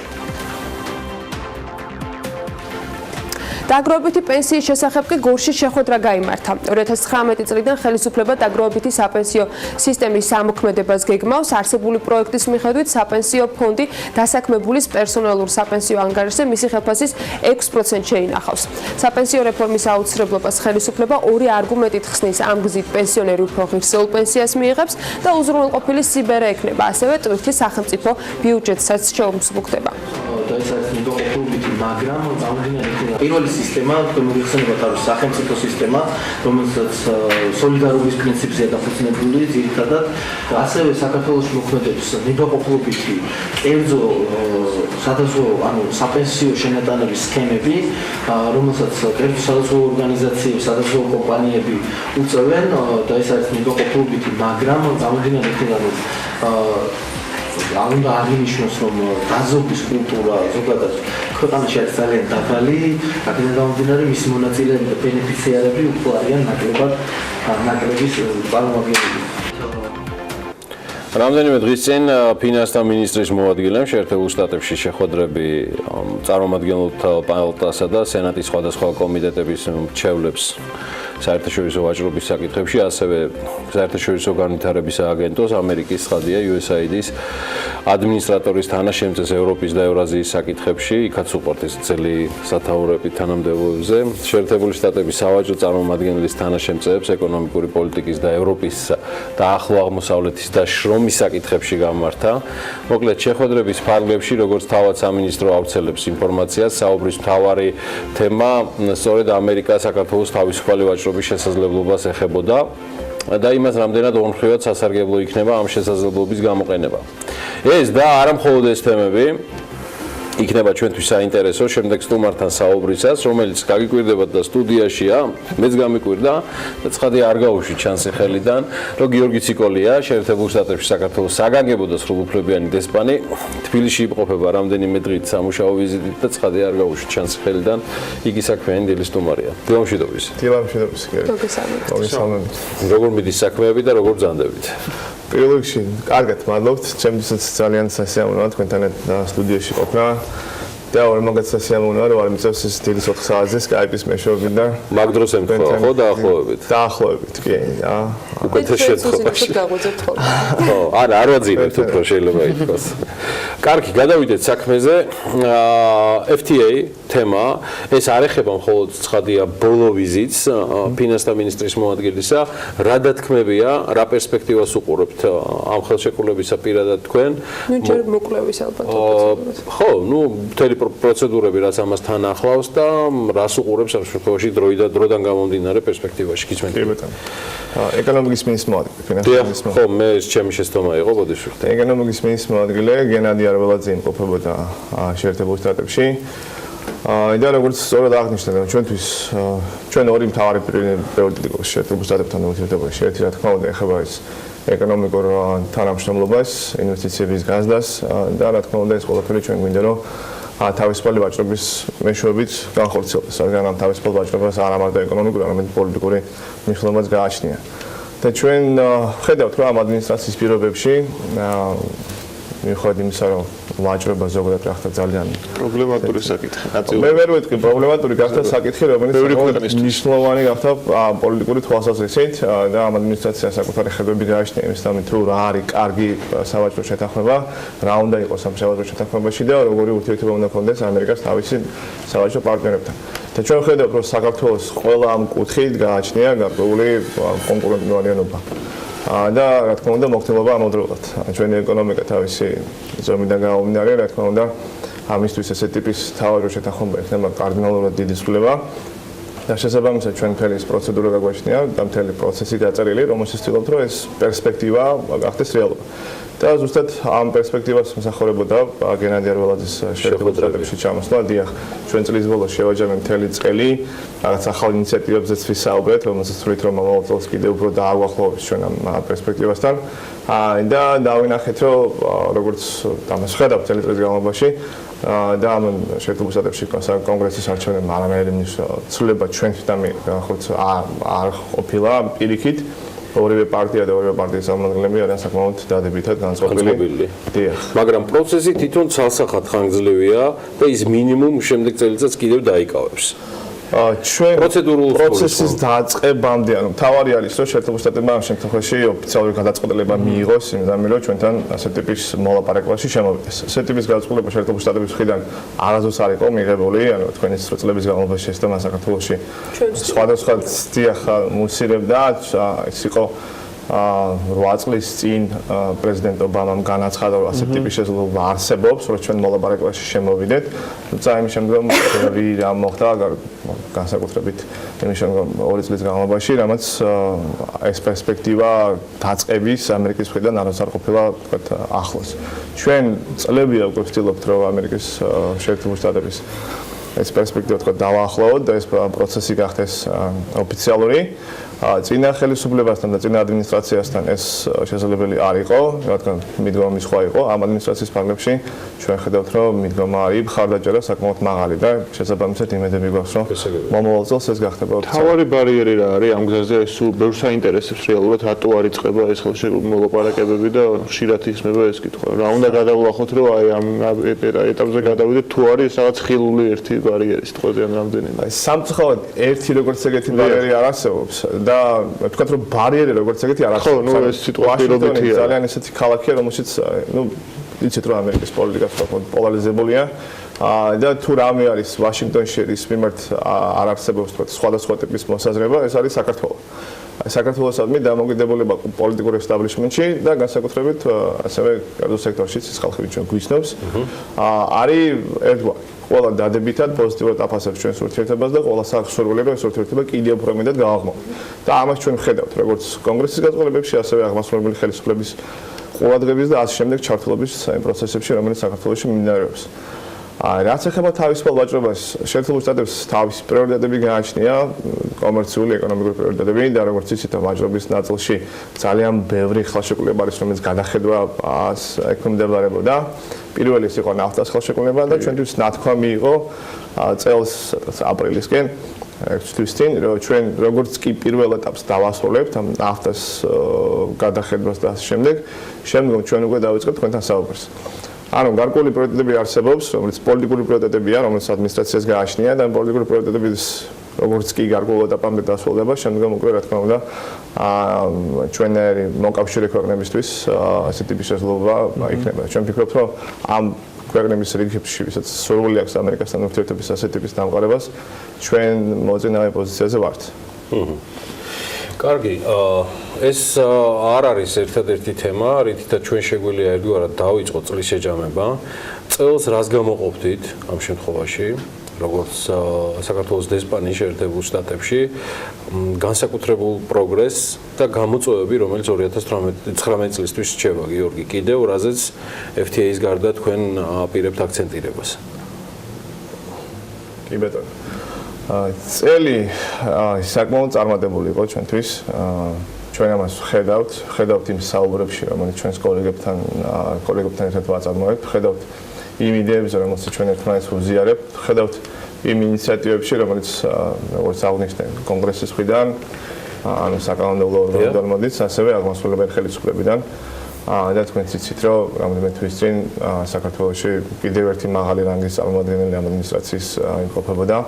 ადამიანი, რომელიც ითვლება ერთ-ერთ ყველაზე გავლენიან პოლიტიკოსად შეერთებულ შტატებში, დიახ, და რომელიც რეალურად ძალიან დიდი გავლენა აქვს იმისი თუ საგარეო პოლიტიკა რა მიმართულებით წავა. შესაბამისად, ჩვენ ვთვლით, რომ დღეს კარგ პოზიციებში ვიმყოფებით, ვთვლით, რომ ეს 2 წელი, რომელიც ტრამპის ადმინისტრაციის ფარგლებში ჩვენ ამ ურთიერთობას გვაძლევს საშუალებას, რომ შემდეგი 2 წელს ძალიან დადებითად შევხედოთ. ორივე მიმართულებიდან. ჩვენი ორი მთავარი პრიორიტეტია, რა თქმა უნდა, ამერიკასთან როგორც აღნიშნე, ეს არის კიდევ უფრო მეტად გააღრმავება იმ საკითხების, რომელიც ეხება დადვაცის უნარიანობის ამაღლებას, რომელიც ეხება ჩვენი ჯარის გაძლიერებას, რომელიც ეხება ქვეყნის დაცვის სისტემას, რომელიც ეხება გეოპოლიტიკას, გეოპოლიტიკურ საკითხებს, რომელიც ჩვენ ერთობრივი მიზნები გაგვაჩნია, რომელიც ეხება ჩვენი ტერიტორიულ მფლობელობას და ამ შემდეგ. და მეორე ნაწილი არის, რა თქმა უნდა, ეს არის ეკონომიკური ნაწილი, რომელიც ჩვენთვის ასევე მნიშვნელოვანია და ჩვენ ვთვლით, რომ ამ მიმართულებითაც გარკვეული წარმატება გაგვაჩნია. და ხედავთ იმას, რომ თუ რამოდენიმე წლის წინ ცნობადობა საქართველოსი საკმაოდ დაბალი იყო შეერთებულ შტატებში, ნელ-ნელა ცნობადობა საქართველოსი იზრდება. და გამოწვევა რჩება.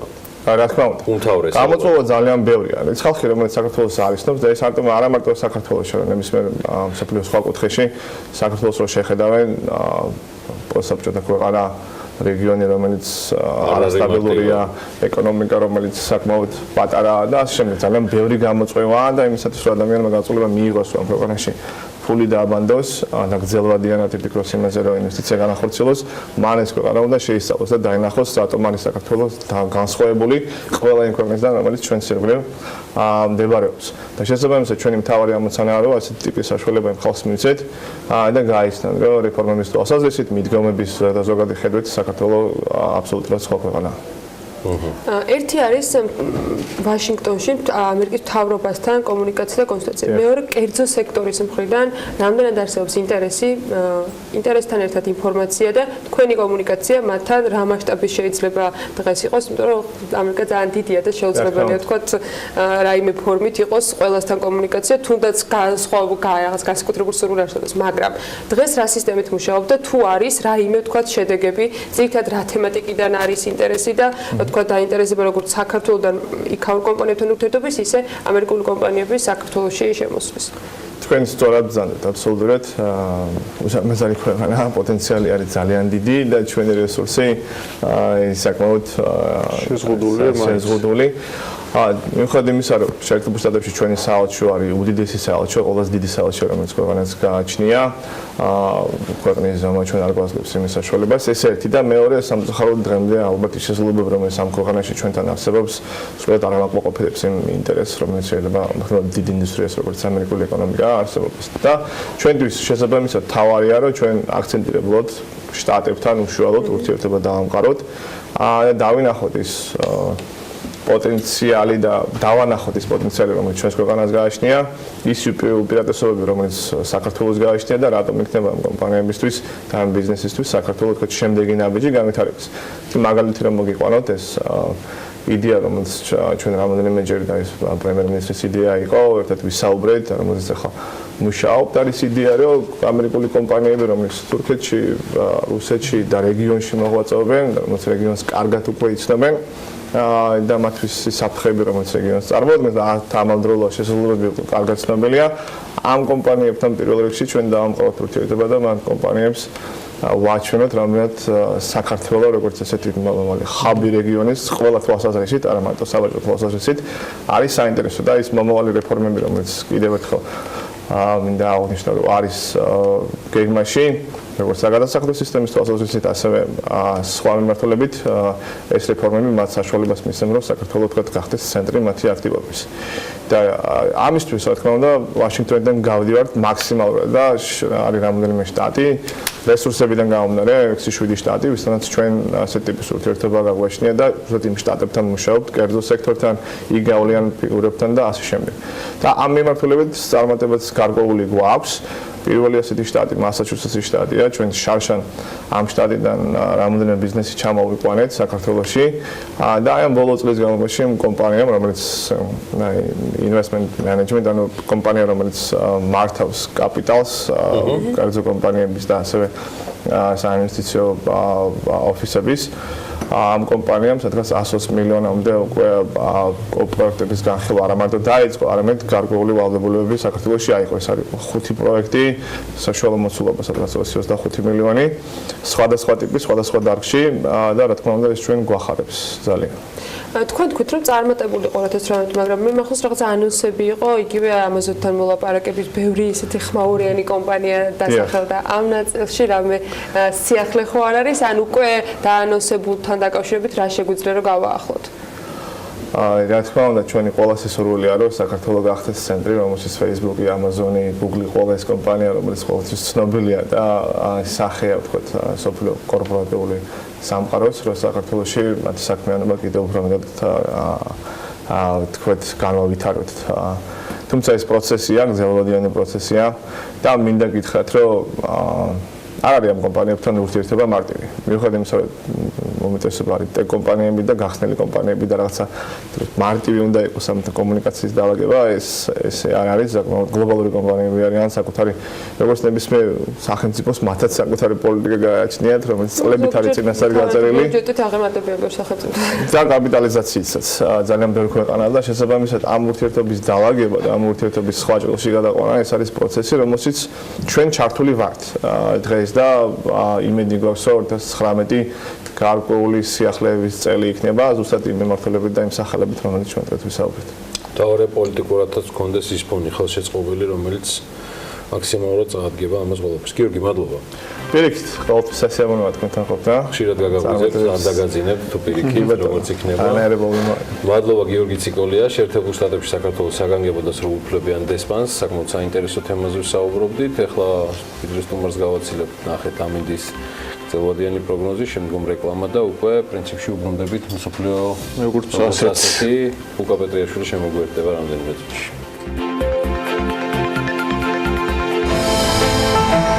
ამინდის პროგნოზის სპონსორია SEU დეველოპმენტი.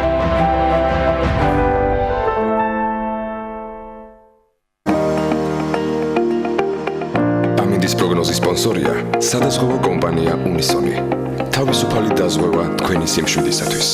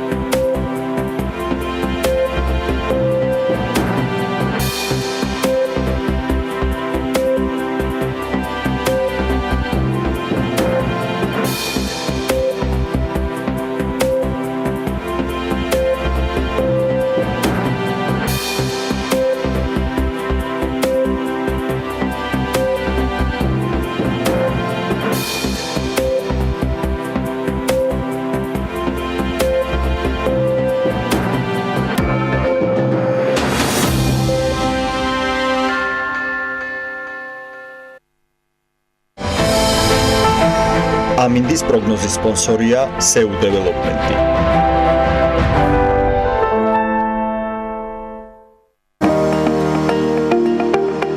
ამინდის პროგნოზის სპონსორია სადაზღვევო კომპანია უნისონი. თავისუფალი დაზღვევა თქვენი სიმშვიდისათვის.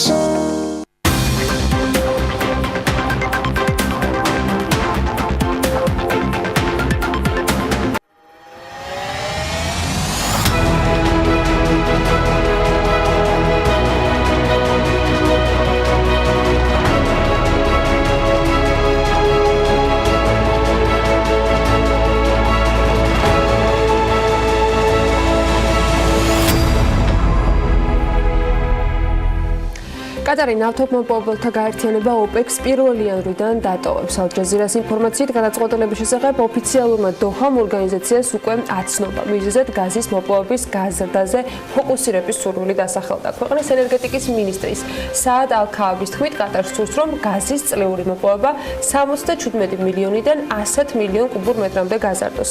კატარული ნავთობის წილი კარტელის მთლიან მოპოვებაში 2017 წელს თითქმის 2% იყო, 1.95%, დღიური მოპოვება კი 600,000 ბარელს შეადგენდა. მაშინ, როცა კარტელის ყველა წევრი ერთად ყოველდღურად 32 მილიონ ბარელს მოიპოვებდა. ანა, ვიდრე ამ ცხელი თემის განხილვაზე გადავიდოდეთ, თან პარიზულმა ამბებმა ნავთობის ფასებზე თვალყურის მადევა საზოგადოებას კიდევ ერთი მიმართულება მისცა. სხვათა შორის მოკლედ ვიტყვი, საფრანგეთმა უარი თქვა ნავთობის ფასის ზრდაზე და ამის მერე დაუბრუნდებით კიდევაც ამ თემას. ახლა შეერთებული შტატების ყოფილი პრეზიდენტის ჯორჯ ბუშის საპატივცემლოდ მოკლედ ჩართვა უნდა დავიწყოთ ბლოკი. ბუში უფროსი 94 წლის ასაკში 30 ნოემბერს გარდაიცვალა. ის შეერთებული შტატების 51 პრეზიდენტი იყო. ის კარიერის განმავლობაში არაერთ მნიშვნელოვან თანამდებობას იკავებდა, მათ შორის იყო ელჩობა ჩინეთში 8 წლის განმავლობაში. ასევე იგი იყო ვიცე-პრეზიდენტი. ჯორჯ ბუში უფროსი ამერიკის შეერთებული შტატებს ცივი ომის პერიოდშიც მართავდა. მან დიდი წვლილი შეიტანა ამ ომის დასრულებაში და თავისი ღირსეული წვლილი ჰქონდა. გარდა ამისა, შეგვიძლია ვთქვათ, რომ ჯორჯ ბუში უფროსი იყო ყველაზე ხანგრძლივად მაცხოვრებელი პრეზიდენტი ამერიკის ისტორიაში და მას ასევე ერთ თვისებას უფასებენ ხშირად. იგი უბადლმცოდნე იყო საერთაშორისო პოლიტიკის და ამ მხრივ უდაოდ გამორჩეული იყო, რაც პირდაპირ შეგვიძლია ჩვენ ბლოგსაც ეხმიანება და დასაფასებელი არის ამ მიმართულებით. პრინციპში ბევრის თქვა შეიძლება ჯორჯ ბუშზე და ამისთვის სტუდიაში რა თქმა უნდა ალექსი პეტრიაშვილი არის, რომელიც ამ თემასთან დაკავშირებით და კიდევ სხვა არაერთ საინტერესო თემასთან დაკავშირებით კვირის მიმოხილვა შემოთავაზებს ტრადიციულად მივესალმებით ტელემაყურებელს. მართლაც ამერიკის შეერთებული შტატების 51 პრეზიდენტი იყო ერთ-ერთი გამორჩეული საგარეო პოლიტიკის თვალსაზრისითაც ამერიკის შეერთებული შტატების ინტერესების წინ წაწევის თვალსაზრისითაც, რა თქმა უნდა, ცივი ომის დასრულების გადამწყვეტ ფაზაში ამერიკის შეერთებული შტატები რა თქმა უნდა თამაშობდა განსაზღვრელ როლს და ჯორჯ ბუში უმცროსი ამერიკის შეერთებული უფროსი უკაცრავად ამერიკის შეერთებული შტატების 51 პრეზიდენტი თამაშობდა ძალიან მნიშვნელოვან როლს ყველა იმ ჩამონათვალთან ერთად ამერიკის შეერთებული შტატების 51 პრეზიდენტი იყო გაეროს მუდმივი წარმომადგენელი, გაეროში ამერიკის შეერთებული შტატების მუდმივი წარმომადგენელი, ეს იცით რომ ძალიან მნიშვნელოვანი პოზიცია არის განსხვავებული ჩვეულებრივი დიპლომატიური სტატუსისგან და ასევე მინდა აქვე ხაზგასმით აღნიშნო რომ მან ძალიან დიდი როლი ითამაშა ამერიკის შეერთებული შტატების სახელმწიფოებრიობის გამტკიცების როგორც ასეთი ეს ძალიან მნიშვნელოვანია დემოკრატების, რესპუბლიკელების ამ ურთიერთობებში ძალიან სერიოზული ფუნქცია ჰქონდა მას როგორც ქვეყნის ერის ლიდერის და ამ სტატუსით პატივსცემს მას ძალიან ბევრი დემოკრატიც, ძალიან ბევრი მისი ოპონენტიც, მისი საქმის გამგზელებელიც ბილ კლინტონთან განსაკუთრებული მეგობრობა ჰქონდა მას სამახსოვრო ბარათი რომელიც მან დაუტოვა ეს წერილი რომელიც არის მართლა კლასიკა არის ნიმუში ხელისუფლების გადაცემის და რეალურად გარდაცვალების პრინციპში ამას შეიძლება ვიღაცა ფიქრობდეს დიდ დროს უთმოთ, მაგრამ აი ამ ნაწილში მართლა შემეძლია ვთქვა, რომ შურს ამერიკის შეერთებული შტატების გინდაც აი ამ გარდაცვალების პროცესია, როდესაც აერთიანებს თელ ქვეყანას და მიუხედავად პირდაპირ მნიშვნელობით ჩვენ ქვეყანა შეგვიძლია გავიხსნოთ, სადაც ამ დროსაც დაგსაქსული არის ხოლმე პოლიტიკური კლასი. ზოგადად აი ეს პოლიტიკური კულტურა უმაღლესი კლასის რო არის, აი ამ დროსაც ვლინდება, ხო? იგივე მაკეინის გარდაცვალების პერიოდსაც პროცესსაც თუ გავიხსენებთ ამასაც ამ თვალსაზრისით ამერიკის შეერთებული შტატების 55 პრეზიდენტმაც მიაგო პატივი დონალდ ტრამპი იყო ესე ვთქვათ სამოქალაქო პანაშვიდზე ძალიან მნიშვნელოვანია მართლა ეს სახელმწიფოებრიობის აღქმა და ძალიან სერიოზულად არის ეს ყველაფერი ინსტიტუციურად და მემკვიდრეობითაც ჩამოყალიბებული ამერიკის შეერთებულ შტატებში არ შემიძლია აქვე არ აღნიშნო ცირედი გადახვევით რა თქმა უნდა ჩვენს საგარეო პოლიტიკის და საერთაშორისო ურთიერთობის რუსეთთან წინააღმდეგ ბრძოლის თვალსაზრისით ერთი კარგი მებრძოლი გამოაკლდა საქართველოს რიგებს მე მინდა მის ოჯახს, მის მეგობრებს, მის თანამებრძოლებს მიუსამძიმრო ნიკოლოზ რუროას ხსოვნას მინდა მივაგო პატივი და ის იყო მართლაც შეუპოვარი მებრძოლი ამ უმნიშვნელოვანეს საქმეში, რასაც ქვია ქვეყნის კეთილდღეობისთვის და ერთიანობისთვის და მთლიანობისთვის ბრძოლა. ჩვენც უერთდებით ურგა პეტრიაშვილის სამძიმარს BMG-ს დაატევე პირველი სახელით. სამძიმარს გამოთქვამთ ნიკა რუროას გარდაცვალების გამო ახალგაზრდა პოლიტიკოსი მოაკლდა ძალიან საინტერესო პერსპექტიული და მართლა ღირებულებების და პრინციპების ერთგული კაცი ის მოაკლდება ყველას ის მოაკლდება არა მხოლოდ თავის გუნდს არამედ ოპონენტებსაც მერწმუნეთ ბევრი მიზეზის გამო თემა რომელზეც ვიცი ბუკარო ძალიან დიდ მნიშვნელობას ანიჭებ ეს იყო მინისტერიალი ნატოს მინისტერიალი ბრიუსელში ცხადია დარწმუნებული ვარ დაძაბულობა რომელიც ახლავს უკრაინას ეს არ გამოგრჩება მაგრამ ეხა არის ის დრო უკვე ზუსტად მიმდინარე კვირის ეს ძირითადი თემებიც ნამდვილად ეს მინისტერიალი როგორც წესი მინდა შევახსენო მაყურებელს როგორც წესი დეკემბრის პირველ რიცხვებში იმართება ესე ვთქვათ შემაჯამებელი მინისტერიალი როგორც ნატოს ფარგლებში ისე ეუთოს მიმართულებითაც ესეც იქნება სულ ცოტა ხანში ძალიან მნიშვნელოვანია რომ წელს პირველად მოხდა ეს საქართველოსთვის ძალიან მნიშვნელოვანია რომ ეს შესაძლებლობა მიეცა ჩვენს ქვეყანას რომ საქართველოს და უკრაინას საგარეო საქმეთა მინისტრების დონეზე ქონდა შესაძლებლობა ნატოელ კოლეგებთან ამ ესე ვთქვათ მნიშვნელოვან ღონისძიებაში მონაწილეობის შესაძლებლობა პირველი და უმთავრესი რა თქმა უნდა გიორგი მავსოლტურად სწორად აღნიშნა განსაზღვრელი ესე ვთქვათ გამოწვევების საკითხი იყო უკრაინაში აზოვის ზღვაში კონკრეტულად განვითარებული მოვლენები რუსეთის მხრიდან გაგრძელებული აგრესიული ქმედებები და უკრაინას და საქართველოსთან მიმართებაში ნატოს მხრიდან გამოხატული მხარდაჭერა ძალიან მნიშვნელოვანია რომ ეს არ არის უბრალოდ და მხოლოდ პოლიტიკური მხარდაჭერა ეს არის ძალიან სერიოზული კონკრეტული მსჯელობა საქართველოს და უკრაინის ნატოში გაწევრიანების თვალსაზრისით და შავი ზღვის აკვატორიაში უსაფრთხოების განმტკიცების ერთ-ერთი უმთავრესი თემა დღის წესრიგში პირველი და უმთავრესი თემა იყო შავი ზღვის აკვატორიაში ნატოს ყოფნის გაზრდა ნატოს ესე ვთქვათ ჩართულობა შავი ზღვის აკვატორიაში უსაფრთხოების თვალსაზრისით ძალიან მნიშვნელოვანია რომ ამაში არის ერთსულოვნება არა მხოლოდ ნატოს შავი ზღვის წევრი ქვეყნების, არა მხოლოდ ამერიკის შეერთებული შტატების, არამედ ევროპის ყველა სხვა სახელმწიფოს ერთობლივი ხედვა არის ეს, რომ შავი ზღვის აკვატორიაში არის ძალიან მნიშვნელოვანი ნატოს, ესე ვთქვათ, ყოფნის გაზრდის აუცილებლობაზე შეთანხმება.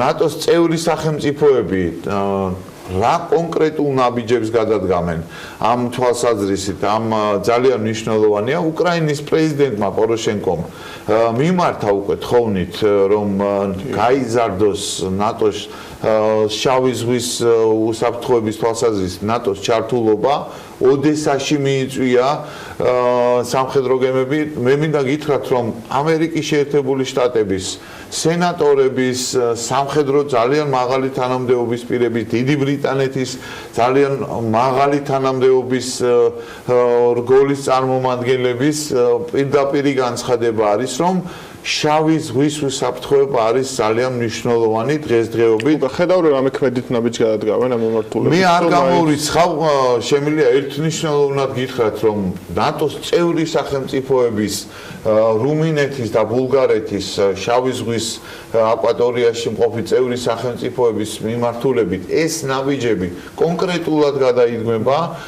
მე დარწმუნებული ვარ იმაში, რომ უსაფრთხოების ზომების მიღების თვალსაზრისით იქნება გაზრდილი წარმომადგენლობა, გაზრდილი იქნება წვნები და გაზრდილი იქნება კიდევ უფრო მეტად ზეწოლა რუსეთის ხელისუფლებას. რაც იმის თქმის საშუალებასაც გვაძლევს თუ ასე მოხდა ჩვენ უსაფრთხოებასაც ეს ირიბად თუ პირდაპირ მოიცავს და რა თქმა უნდა შავი ზღვაში ჩვენს მიმოვიხილებით ხო და მე შემიძლია გითხრა პირდაპირ რომ ირიბად იქნება ეს თუ მართლაც პირდაპირ თვალსაზრისით ნამდვილად ისედაც შავი ზღვის უსაფრთხოების კონცეფციაში რომელიც არსებობს ნატოში წლებია უკვე და მომავალ წელს არის ნატოს 50 წლისთავი არის ნატოს დაარსების ძალიან მნიშვნელოვან ადგილს დაიკავებს შავი ზღვის უსაფრთხოების კონცეფცია ნატოს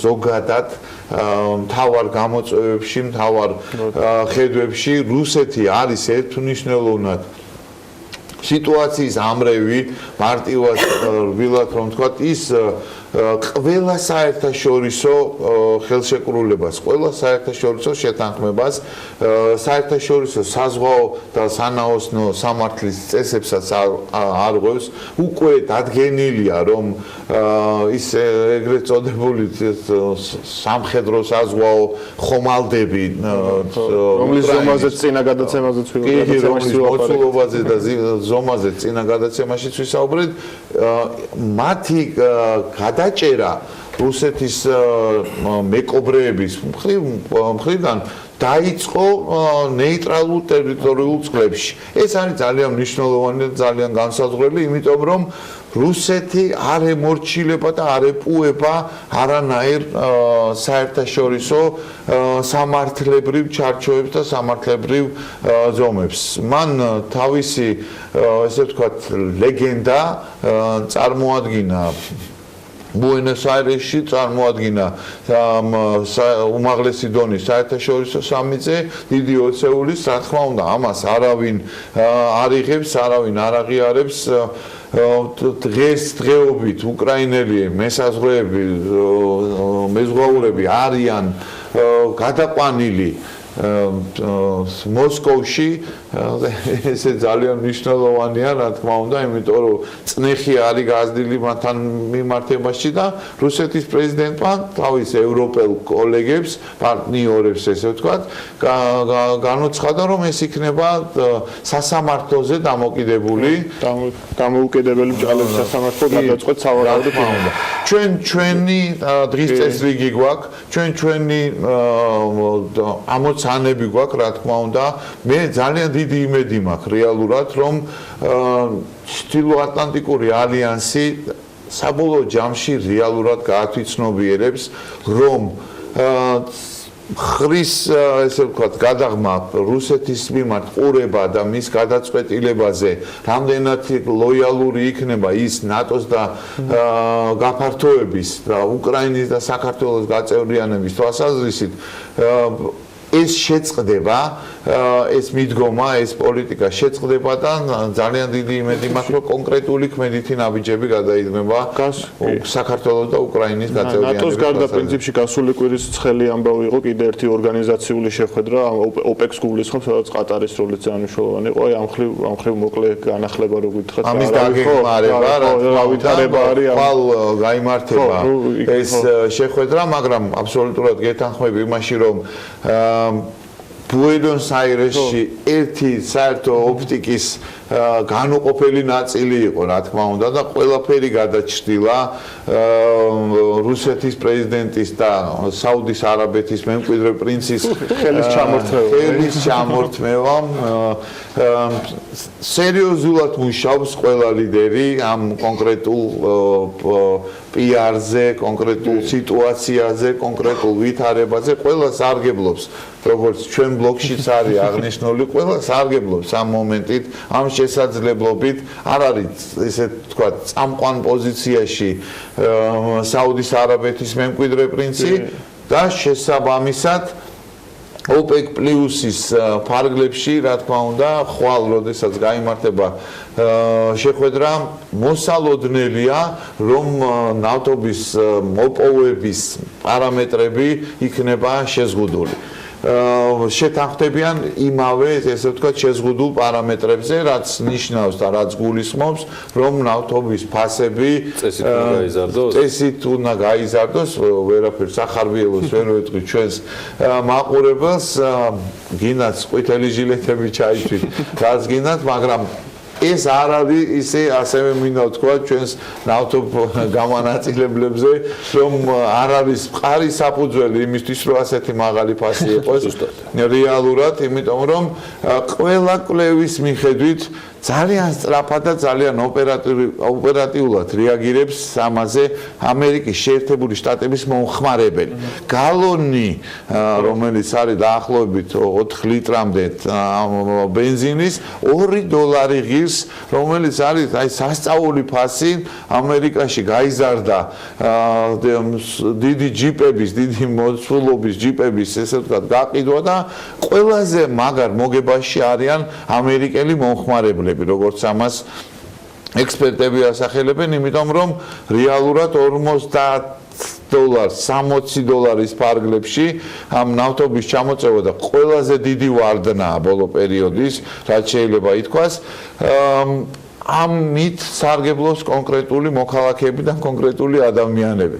ძალიან სამწუხაროა, რომ ჩვენ ამ ფერხულში, ესე ვთქვა და ერთ მასე არა ვართ ტალღაზე, ძალიან სამწუხაროა, რომ ჩვენთან უფრო პრინციპში ნახევრად, იმიტომ რომ შავი ჯიპების და დიდი ჯიპების მიმართულებით ტალღაზე კი არა უსწრებთ კიდე შეგვიძლია. არ შემიძლია, არ დაგეთანხმო ზაზა, იმიტომ რომ ამ თვალსაზრისით რეალურად მართლა წინა ვარ, რაც საერთოდ არ ახასიათებს ყატარს ნამდვილად, მაგრამ ყატარმა მიიღო გადაწყვეტილება. ეს წმინდა პოლიტიკური გადაწყვეტილება არის. საუდის არაბეთი საერთოდ ბოლო პერიოდში, ბოლო წლების განმავლობაში გამოირჩევა მოყოჩაღებით. მოყოჩაღებით საერთაშორისო არენაზე, საერთაშორისო სამხედრო პოლიტიკურ და პოლიტიკურ არენაზე და ამ თვალსაზრისით ძალიან მნიშვნელოვანია მისი აქტივობა როგორც იემენში მიმდინარე კონფლიქტში, მისი პირდაპირი ჩართულობით, ისე რეგიონში არსებული ყველა კონფლიქტით. ყატარი, მინდა შევახსენო ჩვენს მაყურებელს, არის ამ წნეხის გარკვეულწილად, მოდი ესე ვთქვათ, მსხვერპლი. ამერიკის შეერთებულ შტატებს აქვს ყველაზე დიდი რეგიონში, ყველაზე დიდი ბაზა ყატარში, დოხაში და განთავსებული, ასე რომ მისი სტრატეგიული მოკავშირეც არის. მიუხედავად ამისა, საუდის არაბეთი, გაერთიანებული საემიროები და რეგიონის სხვა სახელმწიფოები, მათ შორის ეგვიპტეც, ძალიან სერიოზულ და პირდაპირ წნეხს ახორციელებენ ყატართან მიმართებაში. როგორც აბსოლუტურად სწორად იყო აღნიშნული, ყატარის ნავთობის მოპოვების თვალსაზრისით არ არის რეალურად ესეთი წამყვანი მოთამაშე, თუმცა თხევადი გაზის მოპოვებაში მან შეიძლება უკვე აქვს ძალიან მნიშვნელოვანი როლი და თხევადი გაზის მოპოვებაში და მის ზრდაში ძალიან სერიოზული კონკურენცია შეიძლება გაუწიოს სხვა სახელმწიფოებს, რომლებიც არიან გაზის მოპოვებაში და გაზის ექსპორტში ლიდერები და ამ თვალსაზრისით გაზის ესე ვთქვათ ფასზე და ენერგომატარებლების ფასზე ზეგავლენა იქონიოს. ერთი და მნიშვნელოვანი და უმთავრესი რაც არის, რომ ამერიკის შეერთებულ შტატებსა და ყატარს შორის ეს სტრატეგიული თანამშრომლობა ნარჩუნდება. ყატარი შეეცდება ამ პოლიტიკური ჟესტით და ამ ნაბიჯით დემონსტრირება მოახდინოს გავლენიდან გამოსვლის, საუდის არაბეთის გავლენიდან გამოსვლის, იქ არის მთავარი მოთამაშეა ნამდვილად საუდის არაბეთი და უნდა აღინიშნოს ეს, რომ მიუხედავად ამ ჯამალ ხაშოგის კვლელობასთან დაკავშირებული ისტორიის, საუდის არაბეთი თავისი ნავთობის რესურსების და თავისი რეგიონული მნიშვნელობის გათვალისწინებით ძალიან სერიოზულ როლს თამაშობს, სერიოზულ ზეგავლენასაც ახდენს ნავთობის ფასებზე, სერიოზულ ზეგავლენასაც ახდენს რეგიონში არსებულ მშვიდობა, ამ მშვიდობის, ესე ვთქვათ, ხარისხზე და ამ თვალსაზრისით რეგიონალური მოთამაშეა შეგვიძლია ვთქვათ ნებისმიერი განხრით. კი, ეს შესაძლებლობა და ეს შანსია, რა თქმა უნდა, არ გაუშვა რუსეთმა, ძალიან კარგად იცის, ყველაფერი კარგად აქვთ ხოლმე დათვლილი, რა თქმა უნდა, რუსეთში ამ თვალსაზრისით ძალიან კარგად იცოდნენ, რომ ერთ-ერთი ყველაზე მნიშვნელოვანი ოპტიკურათაც და სტრატეგიულათაც და ტაქტიკურათაც ძალიან მნიშვნელოვანი იყო საუდის არაბეთის მემკვიდრე პრინცთან ასეთი ზუსტი, ასე ვთქვათ, დემონსტრირება ამ მეგობრობის, ურთიერთობის, მჭიდრო კავშირების და კომუნიკაციის, რა თქმა უნდა, ეს არანაირად არ ანაცვლებს იმ წნეხს, რომელიც არის თვითონ რუსეთში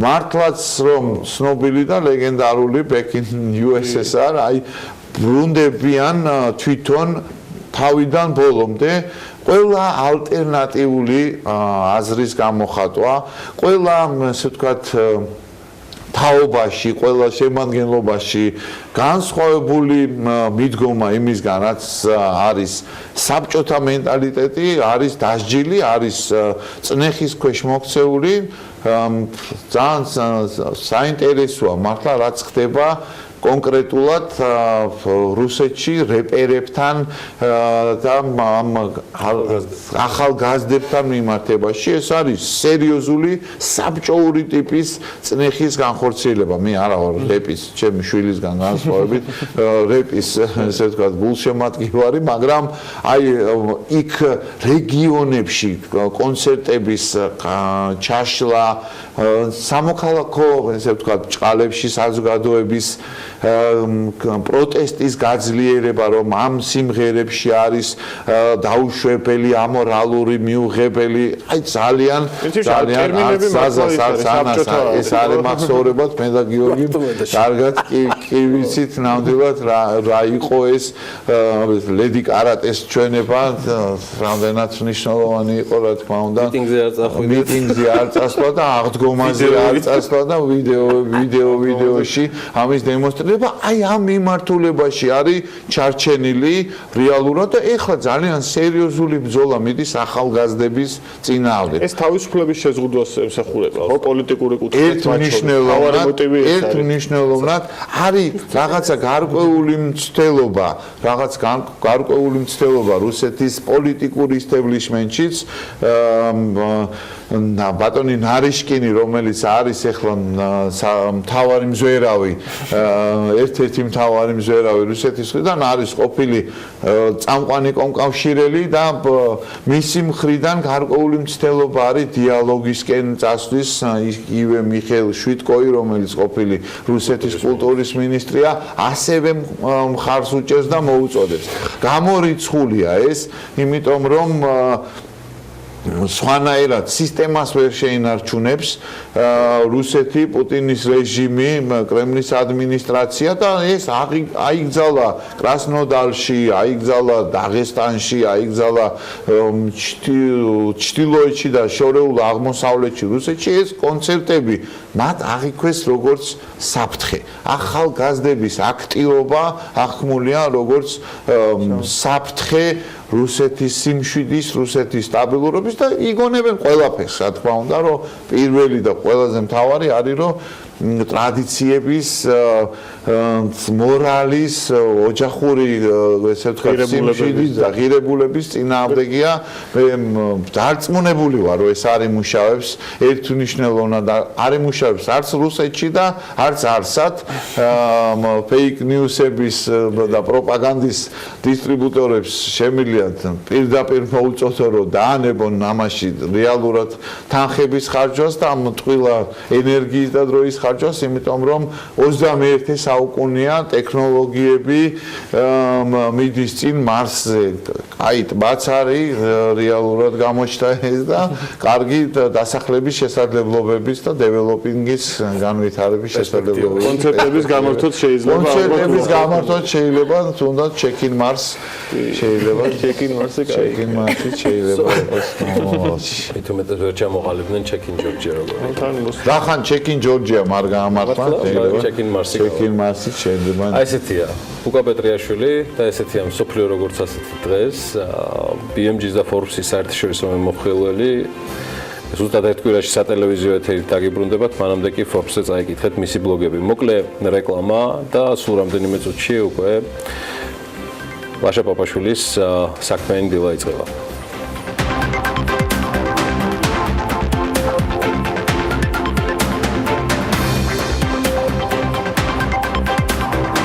ბიზნეს მედია საქართველოს დღეს ერთგვარ წლის შეჯამებას იწყებს ეკონომიკაში და ბიზნესში მიმდინარე პროცესებისა.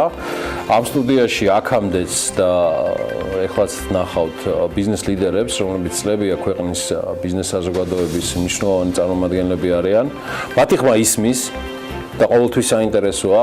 მეორე საკითხია, რამდენად ეთანხმებით თუ არა ჩვენი საქმიანი მაყურებელი ამას ყველაფერს, მაგრამ ერთი ფაქტია, დგება დრო და ჟამი შეფასებებისა, როგორც ქვეყანაში მიმდინარე პროცესებისა, ასევე საკუთარი ბიზნეს საქმიანობის შედეგებისა 2018 წელს. და სწორედ ამისათვის ერთგვარად უკვე ტრადიციად ქცეულ მასპინძლობას გავაგრძელებთ. დღეს საქმიანი სტუდიაში კი ბიზნეს ასოციაციის პირველ ვიცე-პრეზიდენტს, კომპანია Redix-ის გენერალურ დირექტორს ლაშა პაპაშვილს მივესალმებით. მოგესალმებით ლაშა, მადლობა. იმისთვის რომ ხართ დილიდან ჩვენთან ერთად. ანუ ხშირად არის ჩვენთან ერთად, უბრალოდ ტელევიზორს მიღმა არის იქით და მე ამას ვზნობ და ვიცი ეს ყველაფერი. მადლობა მობრძანებისთვის. მიწურა არჩევნები 16 დეკემბერს უკვე ინაუგურაციაც გაიმართება, ამბობენ გაიმართება თელავშიო, მე ზუსტად არ ვიცი. როგორ ჩაიარა ჯამში ამ არჩევნებმა ბიზნესისთვის და რამდენად აისახა საკმაოდ დაძაბული, ხშირ შემთხვევაში ისტერიული ორთვენახევარი ბიზნესის განწყობებზე და რამდენად მოქმედებს ესეთი პერიოდები ბიზნესზე? არა მარტო ჩვენ ქვეყანაში, ალბათ ყველგან მოქმედებს ესეთი ბიზნესზე. ფერხდება, ჩერდება, უბრალოდ ვთქვათ, განსაკუთრებით უცხოური ინვესტიციები. რამდენად ჯობია უფრო მშვიდი და გარემო იყოს. აპოლიტიკური გარემო ბიზნესისთვის ყოველთვის. რახან უცხოური ინვესტიციები ვახსენეთ, მე მინდა ანდა მაინც პრინციპში ხმები არის ყოველ შემთხვევაში მოარული ლაშა, ანუ ამას ვერავინ ვერ დაადასტურებს. გიორგი გახარიამ გუშინ კომენტარიც გააკეთა, რომ წარმოდგენა არ მაქვს, რა სამთავრობო ცვლილებებზე მიდის საუბარი, მე უბრალოდ ბევრი საქმე დამიგროვდა სალაპარაკო, ისედაც ჩამორჩით მოვლენებსო. როგორ შეიძლება თავრობის ეფექტურობის შეფასება, რა შეიძლება შეაფასოს ლაშა პაპაშვილმა, არა მხოლოდ როგორც ბიზნესმენმა, არამედ ასოციაციის ხელმძღვანელმა ერთ-ერთმა, მისი ეფექტურობა, რამდენად ეფექტურია მთავრობა, რა აქვთ მათ სასწრაფოდ გამოსასწორებელი და რაში ხედავთ მათ ასე ვთქვათ პოზიტივს? ჩვენ სულ საუბრობთ ინსტიტუციონალურ გაძლიერებაზე ცალკეული ფრთების, მაგრამ მე უფრო ცენტრალიზების მომხრე ვარ, აი ცენტრალიზება აკლია, უფრო დაგსახსულია განსაკუთრებით ეკონომიური ბლოკი. ერთიან პოლიტიკას ვერ ახორციელებს ამდენად თუ რამე ცვლილებები დაიგეგმება, მხოლოდ ამ კუთხით გაძლიერებას ვისურვებთ. გულისხმობთ ამ შემთხვევაში კონკრეტულად კოორდინაციის თემას, მათ შორისაც ხედვების ნაწილში და ყველაფერში კოორდინაცია, შეთანხმებული მოქმედება, ბიუროკრატია იქნება ერთობლივი მიდგომა, არა ცალკე ინსტიტუტი. რა თქმა უნდა, კარგია რომ თითოეული ძლიერი იყოს, მაგრამ ეს არ ნიშნავს, რომ დაგსაქსონ და ესე განსაკუთრებით ეროვნული ბანკის პოზიცია არის მნიშვნელოვანი. რამდენად ისახება ეს გადაწყვეტილების მიღებაზე? არის თუ არა გადაწყვეტილებების მიღება სწრაფი ქვეყანაში, რაც ყველაზე მეტად სჭირდება მათ შორის ბიზნესსაც? ბიზნესისთვის რა ვიცი, ხო შეფერხება. ბოლო 6 წლის განმავლობაში არანაირი წნეხი არ არის ამაზე ერთმნიშვნელოვნად და ყველა თანხმდებით. ადამიანებს, ვინც პოლიტიკაში არიან, აშკარად პირველი დღიდან მათი ხელისუფლების მოსვლით და სურთ, რომ წინ წაწიონ საქმე, მაგრამ რამდენად ახერხებენ ეს მეორე თემა. ახერხებენ თუ ვერ? საკმარისად ვერ. რა შეაქვთ გასაძლიერებელი ლაშა, რა მიგაჩნიათ მათ ანუ კომუნიკაცია აკლია მე სულ ამბობ, რომ ბიზნეს საზოგადოებასთან კომუნიკაცია, ჩვენ არ ვიცით მათი გეგმები, სამწუხაროდ ხშირად შეიცვალა მინისტრი ეკონომიკის, ბევრჯერ შეიცვალა ამ 6 წლის განმავლობაში, ასევე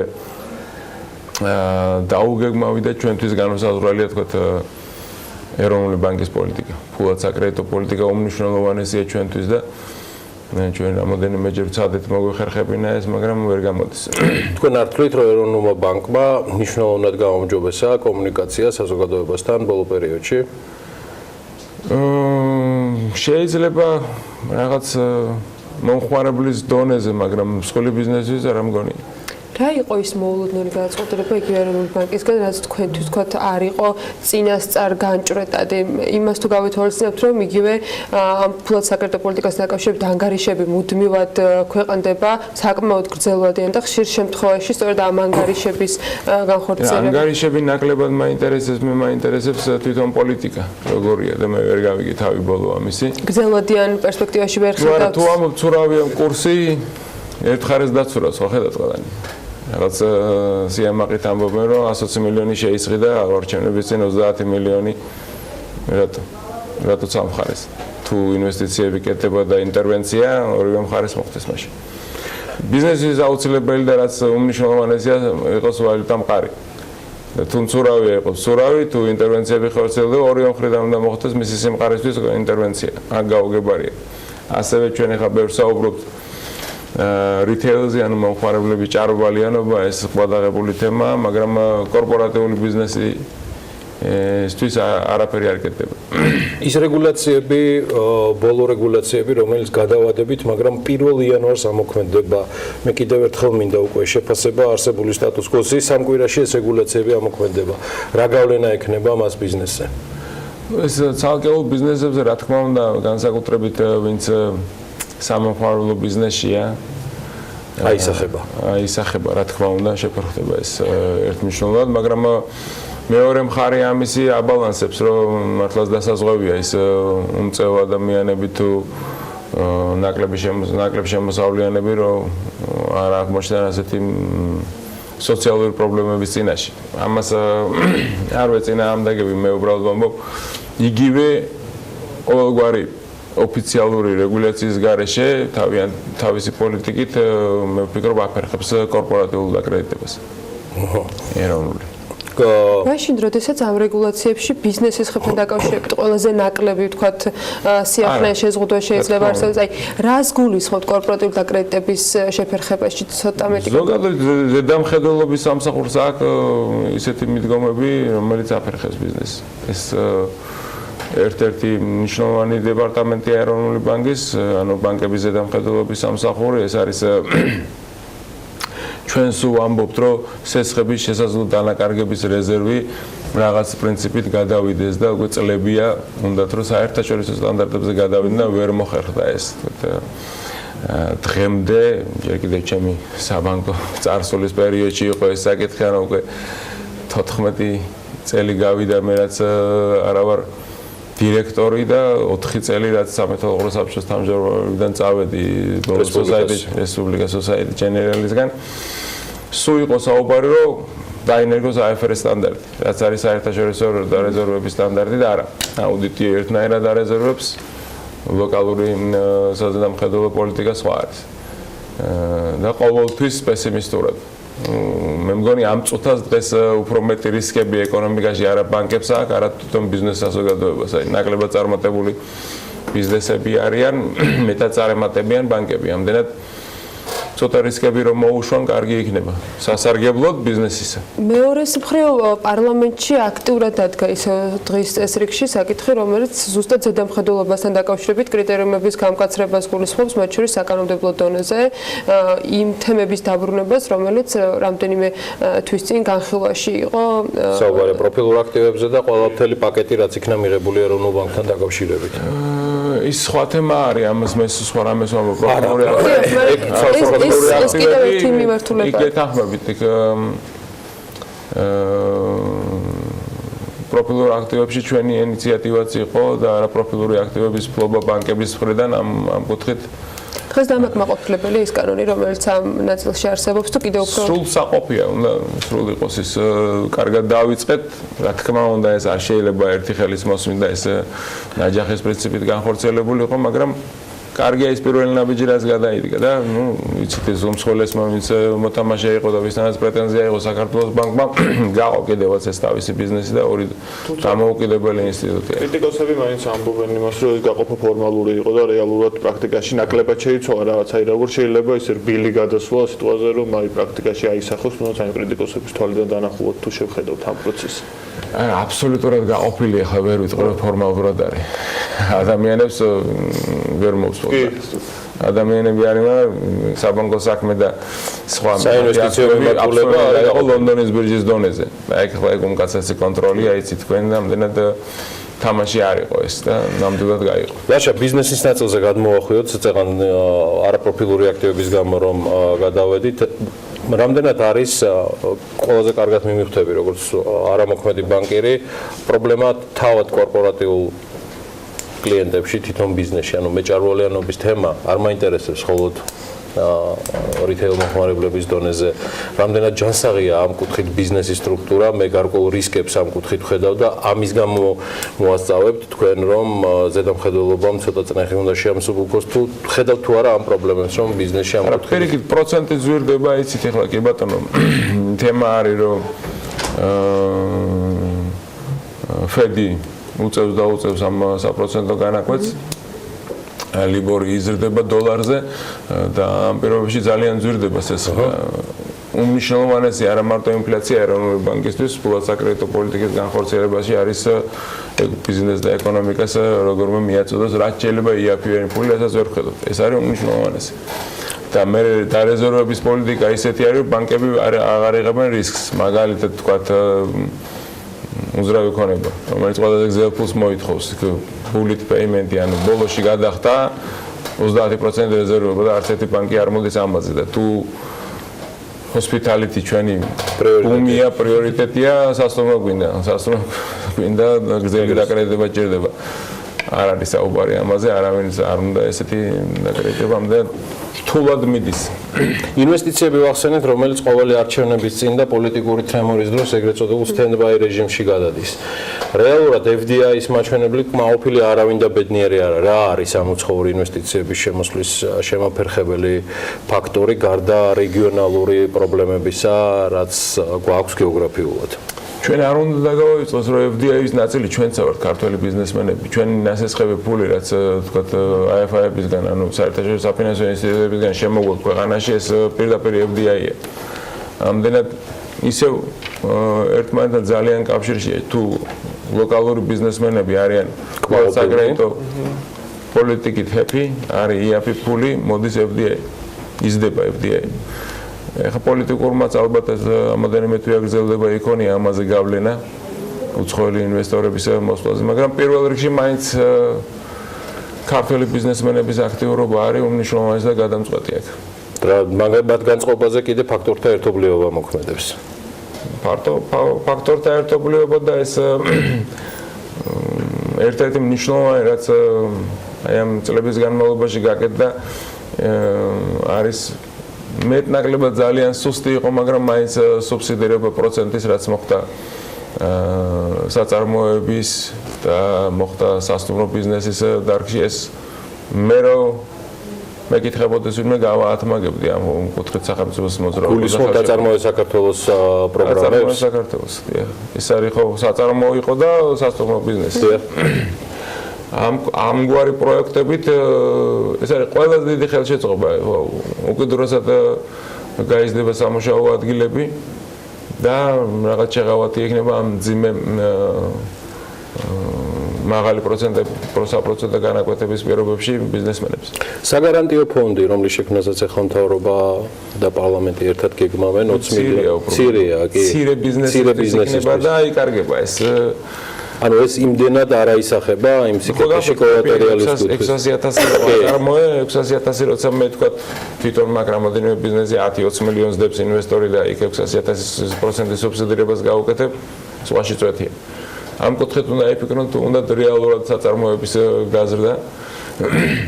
რა შეიძლება აქ 1000 რამე არის ტექნიკაზე სუბსიდირება ათეულობით წლების განმავლობაში ევროპა ასუბსიდირებდა ახალ ტექნიკას. ამის გარეშე ვერ მოხდება ერთ სამშობლო ვერ სოფლის მეურნეობის ბიზნესში ვერაფერი თუ ახალი ტექნიკა არ ეყოლა, არ გვეყოლა და ამათი გადამზადებას მნიშვნელოვანია. ჯერ კიდევ წინა ხელისუფლების დროს შექმნა სახელმწიფო მექანიზატორი თუ გახსოვთ ესეთი და შემოიყვანეს ისეთი ტექნიკა, რომელიც პრაქტიკულად შეუძლებელი იყო ქართულ ფერმერს შეეძინა, ეკირავებინა არ არსებობდა და ეს პირველი ნაბიჯი იყო და მე გაჩერდა ამიტომ. იქ ამის ან განსახელმწიფოება და სწორი ინვესტორისთვის მიყიდვა, ან თვითონ სახელმწიფო ინვესტიცია უნდა გაგრძელდეს, უკიდურესად მნიშვნელოვანია. სხვაგვარად გადაჭენის შანსი არ აქვს სოფელს. მეორეს რო ეს შედეგები, რომელიც რეიტინგებში გვაქვს, სტაბილურად გაგრძელებადი, ხო, ეს რეიტინგები სოფლიო ბანკის, doing business-ის და ამდაგვარი, რაც ყოველს გვიხარია ცალსახად, მაგრამ ამისი მონეტიზება ვერადავერ მოხდა, რაც ხშირად სწორედ აი ამ პოლიტიკურ ცვლილებებს. ეს ხო და უფრო სახალხო ენაზეც რო თქვა, აი ჩვეულებრივი, ასე თქვა, საშუალო სტატისტიკური ქართველი ამ ანუ გარკვეულწილად უნდობლობის ელემენტი წყალიბდება, ხედავს რომ იქ კარგი სიტუაციაა, თუმცა პრაქტიკაში ვერანაირ პროგრესს ვერ ხედავს. აი რატო არის ეს ურთიერთმემართება რეიტინგებსა და რეალურ ცხოვრებაში და არის თუ არა, რა თქვენ როგორ უყურებთ აი ამ აი სწორედ ამის ესე ვთქვათ დრაივერი როგორ ვთქვათ წარმმართველი იქნება ეკონომიური ბლოკის შეთანხმებული მუშაობა. მან არის გასაგები. რაღაც შეიძლება კეთდება, თუნდაც ეროვნული ბანკია, კომუნიკაცია გააკეთა რაღაც სურვილი აქვს, მაგრამ ერთი თავი უნდა. მე რა რო ეს დიდი ინსტიტუციები უნდა იყვნენ. ერთი გადაწყვეტილების მიღების პირი უნდა მართავდეს ამას. ეს არის პრემიერ-მინისტრი. გასაგებია.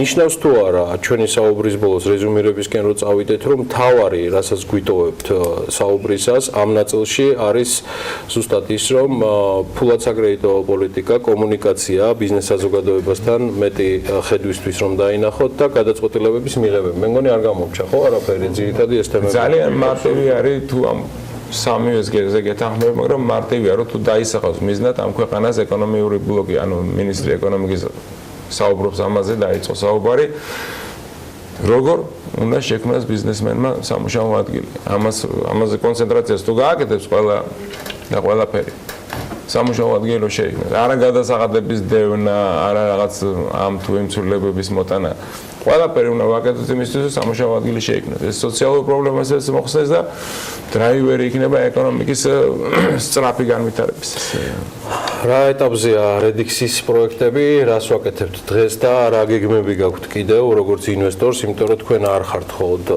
უძრავი ქონების მიმართულებით და დეველოპმენტის, იგივე სოფლის მეურნეობა და ჰოსპიტალიტი სექტორი, რაშიც ლაშა პაპაშვილი როგორც ინვესტორი არის წარმოადგენელი. მე მიყვარს ხოლმე კრიტიკული და რეგიონალური პროექტები, ისეთ რისკიან პროექტებს ვაკეთებ ხოლმე ზოგჯერ ჩემ შინაურებს და მეგობრებს და ზეღიმებად მომავალ წელს სეზონის გახსნასთან ერთად თუშეთს გავხსნით რა ეს იქნება პირველი საბჭოთა კავშირის შემდეგ ამხელა ინვესტიცია თუშეთში არ განხორციელებულა ეს 64 ნომერზე სასტუმრო იქნება რა ინვესტიციაზეა საუბარი ლაშა დაახლოებით 20 მილიონამდე ლარი ოკეი და ეს იქნება თუშეთში სასტუმრო კი ბატონო სოფლის მეურნეობაში ჩვენ დავასრულეთ ეს ჩვენი ფლაგმანი ფერმის, ასე ვთქვათ, უმსხვილესი მეწველი ძროხების ფერმა, რომელიც დაახლოებით 25 ტონამდე ძეს ვაწვდით ბაზარს ყოველდღე და ჩვენი მომხმარებლები, შემწყედველები არიან ყველა ვის თქვენი კარგად იცით და ყოველდღე მოიხმართ, ყოველდღიურ კალათაში არის ეს. ამიტომ ვფიქრობ თუ შესაფერისი დაკრედიტება მოიპოვეთ, გავაგრძელოთ ამ კუთხით ინვესტიციები ამ ქვეყანაში. ამას საქართველოს შეძებთ თუ საერთაშორისო პარტნიორებს? ამ წუთას უფრო საერთაშორისო რამდენადაც დღევანდელ არსებულ საპროცენტო განაკვეთს ვერ უძლებს ესეთი ბიზნესები. აქ სწორედ კარგი იქნებოდა სახელმწიფოს ჩართულობა. რაიმე სხვა სექტორში გეგმავთ შესვლას აპირებთ თუ ღვინის სექტორის ზონირებასთან გამოთქვამთ ერთ-ერთ ყველაზე მნიშვნელოვან პრეტენზიას, რომელიც ერთ-ერთ ყველაზე მთავარ შემაფერხებელ ფაქტორად ასახელებთ ამ სტუდიაში. არა, შემაფერხებელ არა, სწორ, ესე ვთქვათ. იმდენად უკიდურესად მაღალია კონკურენცია, ჩვენ რაღაც უნდა ვქნათ, არ შეიძლება კინძმარაული იყოს 10000 კვადრატული მეტრი. ამას ვერ იგებს დანარჩენი სამყარო და არაკეთილ სურვილებს უხარიათ რომ ეგეთი პოლიტიკა აქვს. ამიტომ მე გავამკაცრებდი თუ ისევ სოციალური პრობლემების გამო აკეთებთ ამას მიკრო ზონა დაუშვათ რომ იყოს უფრო შეზღუდული ტერიტორია. თქვენი ბიზნეს ინტერესი არის თუ არა შეცვლილი ან გაფართოებისკენ ან თქვა სხვა მიმართულებით? მე როგორც იცით ნაკირავება, ანუ თელავის ღვინის მარანთან თანამშრომლობით 5 წელია უკვე ვასხამთ ჩემ ღვინოს, ძალიან მცირე ოდენობით შეიძლება ითქვას, რომ ექსპერიმენტული ღვინის წარმოება და გაიცად ვაპირებ, რომ დავიწყო. თუ მოახერხე წელს ალბათ გაზაფხულზე დავიწყო ჩვენი საკუთარი არანი ვენახი და ყველაფერი. არა, ვენახი დიდი ხანია უკვე გვაქვს 12 წელია უკვე რაც მუშაობ, ვენახი გვაქვს ჩვენ საუკეთესო ვენახები. ორ წყოზნად ისე ვყიდით და ჩვენი გადამუშავება რო დავიწყოთ და დაახლოებით 500-700 ლაშე ბოლო კითხვა. აგროკრედიტით აი ამ სესხებით სახელმწიფოებისგან ან აწარმოების სესხებით პირადად თქვენ ან თქვენთან აფილირებულმა რომელიმე კომპანიამ გისარგებლიათ და ჩვენ პროექტებზე ამიგიღია. აი თქვა ამ ფერმაზე იგივე 600000 სუბსიდირებულია დღესაც მიდის, მაგრამ როგორც გითხარით, მთლიანი ინვესტიცია 20 მილიონი დოლარი იყო და 600000 დოლარის პროცენტის სუბსიდირება მოახდინა სახელმწიფომ. ამაზეც მეცხოველეობაზე, ხო? ასევე გრანტი მივიღეთ ჩვენ თუშეთში აწარმოების საქართველოს პარლამენტში იქიდან. გრანტი მივიღეთ 40%-იანი გრანტის ელემენტი არის თაშის აწარმო. რაღაც მინდა რომ მოვახერხოთ და რაღაც დასავლურ სტანდარტებზე გავიყვანოთ ჩვენი ცნობილი და ნაკები გუდისყველი. ამიტომ ეს ინვესტიცია იყო და გაზაფხულზე ესეც ამუშავდება. წელს პირველი გადამუშავება მოვახერხეთ, მაგრამ მომავალი წელი და 2020-ში უკვე ალბათ მივახცეთ დასავლურ სტანდარტს. დიდი მადლობა. მადლობა ლაშა პაპაშვილს, მადლობა საქართველოს ბიზნეს ასოციაციის პირველ ვიცე-პრეზიდენტს და კომპანია რედექსის გენერალურ დირექტორს. მცირე რეკლამის შემდეგ უკვე ნინო ზამბახიძესთან ერთად დაგიბრუნდებით.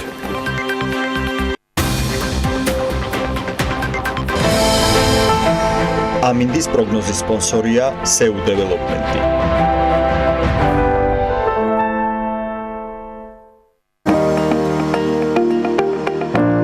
პროგნოზის სპონსორია სადაზღვევო კომპანია უნისონი. თავისუფალი დაზღვევა თქვენი სიმშვიდისათვის.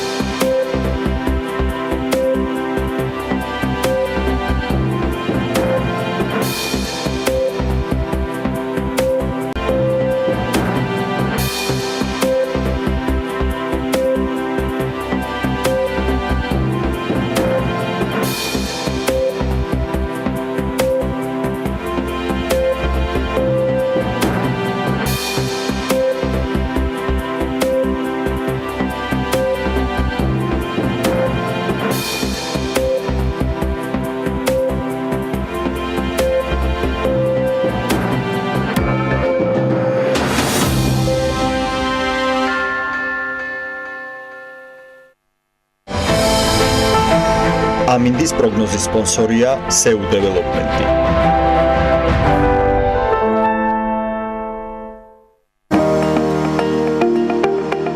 ამინდის პროგნოზის სპონსორია სადაზღვევო კომპანია უნისონი. თავისუფალი დაზღვევა თქვენი სიმშვიდისათვის.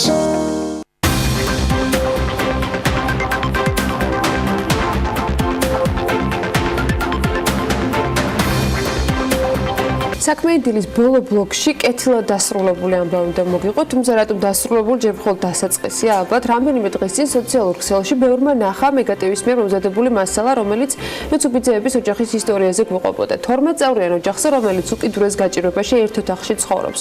განსაკუთრებით ალბათ ამ ოჯახის ყველაზე პატარა წევრი დაგამახსოვრდებოდა, დღეს კი გვინდა გაჩვენოთ და ამჯერად სამახსოვროდ დაგიტოვოთ მთავარი, რომ მონდომება და ადამიანების საერთგომა ხშირად მძიმე ვითარებაში ყველაზე სწორი გამოსავალია და მოკლედ მოდით ნახოთ ამბავი გოგონესი, რომელსაც ნამცხვარი და თოჯინა უნდოდა. იყო და არა იყო რა, ღვთის უკეთესი რა იქნებოდა.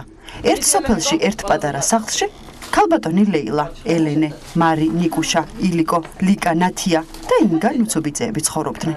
ყველაზე მეტად სახურა სკირდებოდა, წყალი ჩამოვდიოდა და რა ვიცი, სასმელესაც სამი ქონდა ვინიც დავით წვალობით ასე. აგე შეშის ამბავი და შეშას მოგვიტანეს და ყველაფერი. ისტორია, რომელიც ზღაპრად იქცა, ერთი ნამცხვრის და ერთი სათამაშოს სურვილით დაიწყო. 4 წლის ელენეს სურვილმა უცნობები, ნაცნობები ბიზნესმენები და მთელი ქვეყანა გააერთიანა. ერთი ნამცხვარი გაუასმაგდა ერთი სათამაშო ათობით დედოფლის კაბიანმა ბარბიმ ჩაანაცვლა. ელენესთან ქვემო მაღლაკში თოვლის ბაბუ ახალწლამდე 27 დღით ადრე ჩავიდა და განწყობად ზღაპრული შეიტანა. ჯერ იყო ეს სურათი, არაფრის მთქმელი და თან ყველაფერს რომ გეუბნება. და მე იყო ეს სირბილი და კიდევ სირბილი. კეთილი ადამიანები არსებობენ და ჩვენ შევეცდებით ვითარ შეგვიძლია გაგვემართოთ თქვენი ოჯახის ხელი, ბედნიერი თბილი და სიხარულით სავსე ახალი წელი გისურვებთ. პატივიცემით ნინო ზამბახიძე. ამ სიხარულის უკან თოვლის ბაბუის როლში ფერმერთა ასოციაცია დგას, რომელმაც წარმოუდგენელი ძალისხმევით შეძლოდა 12 სულიან ოჯახს სათამაშოების საკვები, ტანსაცმელი, პლედები, თანხა, მოკლედ ყველა ის ნივთი მოუგროვა, რომლითაც ეს ოჯახი 1 წლის მანძილზე იარსებებს. პირველ რიგში ძალიან დიდი მადლობა მინდა მოუხატოთ ჩვენს ყველა ფერმერს, ძალიან ბევრ ადამიანს, სხვას უცხოს და ნაცნობს, რომელმაც გამოხატეს სურვილი ამ კეთილ ადამიანებმა და მოიტანეს ძალიან ბევრი პროდუქტი, სურსათი, სათამაშოები, ტანსაცმელი, რომლებიც გაახარებენ ამ ოჯახებს. და ფიქრობ, რომ ეს ტრადიცია თუნდაც როგორც მინიმუმ საახალწლოდ გაგრძელდეს და ძალიან ბევრ სოფელში, ძალიან ბევრ გაჭირვებულ ადამიანს დავეხმაროთ და კიდევ ერთხელ მინდა დიდი მადლობა გადავუხადო ყველა ამ ადამიანს. სახლის გადახურვა და წყლის პრობლემა წყალტუბოს მერიამ საკუთარ თავზე აიღო. გარდა ამ დახმარების ამ ოჯახს ჭირდება შესაბამისი დახმარება და აღნიშნულ დახმარებასთან დაკავშირებით მუნიციპალიტეტმა მზაობა გამოთქვა და სახურავით ჩვენ შევძლებთ დახმარებას. გარდა ამისა წყლის პრობლემა აქვს და ამ საკითხის დახმარებაშიც ამ საკითხის მოგვარებაში ჩვენ გავუწევთ შესაბამის დახმარებას. ზღაპარში ყოველთვის სიკეთე იმარჯვებს. ეს ამბავიც ასე გამარჯვებით დასრულდა. ნუცუბიძეები ახალწლამდე დღეებს თბილად და უდარდელად დაითვლიან. იქამდე კი ელენესგან მადლობა თოვლის ბაბუას. ჩვენებურად კი თქვენ ყველას ნაცნობებს და უცნობებს. მადლობა თოვლის ბაბუა.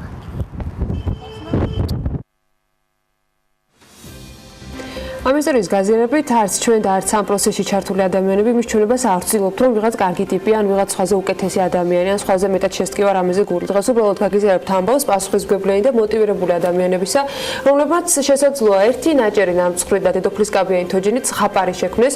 ნინო ზამბახიძე საქართველოს ფერმერთა ასოციაციის თავმჯდომარე შემოგვიერთდა სტუდიაში, რომელიც ერთგვარ ორგანიზებას უწევდა ამ ყველაფერს, თუმცა ეს არ იყო მხოლოდ ერთი ადამიანის დამსახურება. მადლობა ნინო პირველ რიგში ამ ყველაფრისათვის და იმ ორგანიზებისთვის, რომელიც ამ ადამიანებისთვის გაკეთდა. ჯამში ეს იყო ძალიან ბევრი ადამიანის ჩართულობით, მონდომებით და შედეგით დამდგარი პროცესი.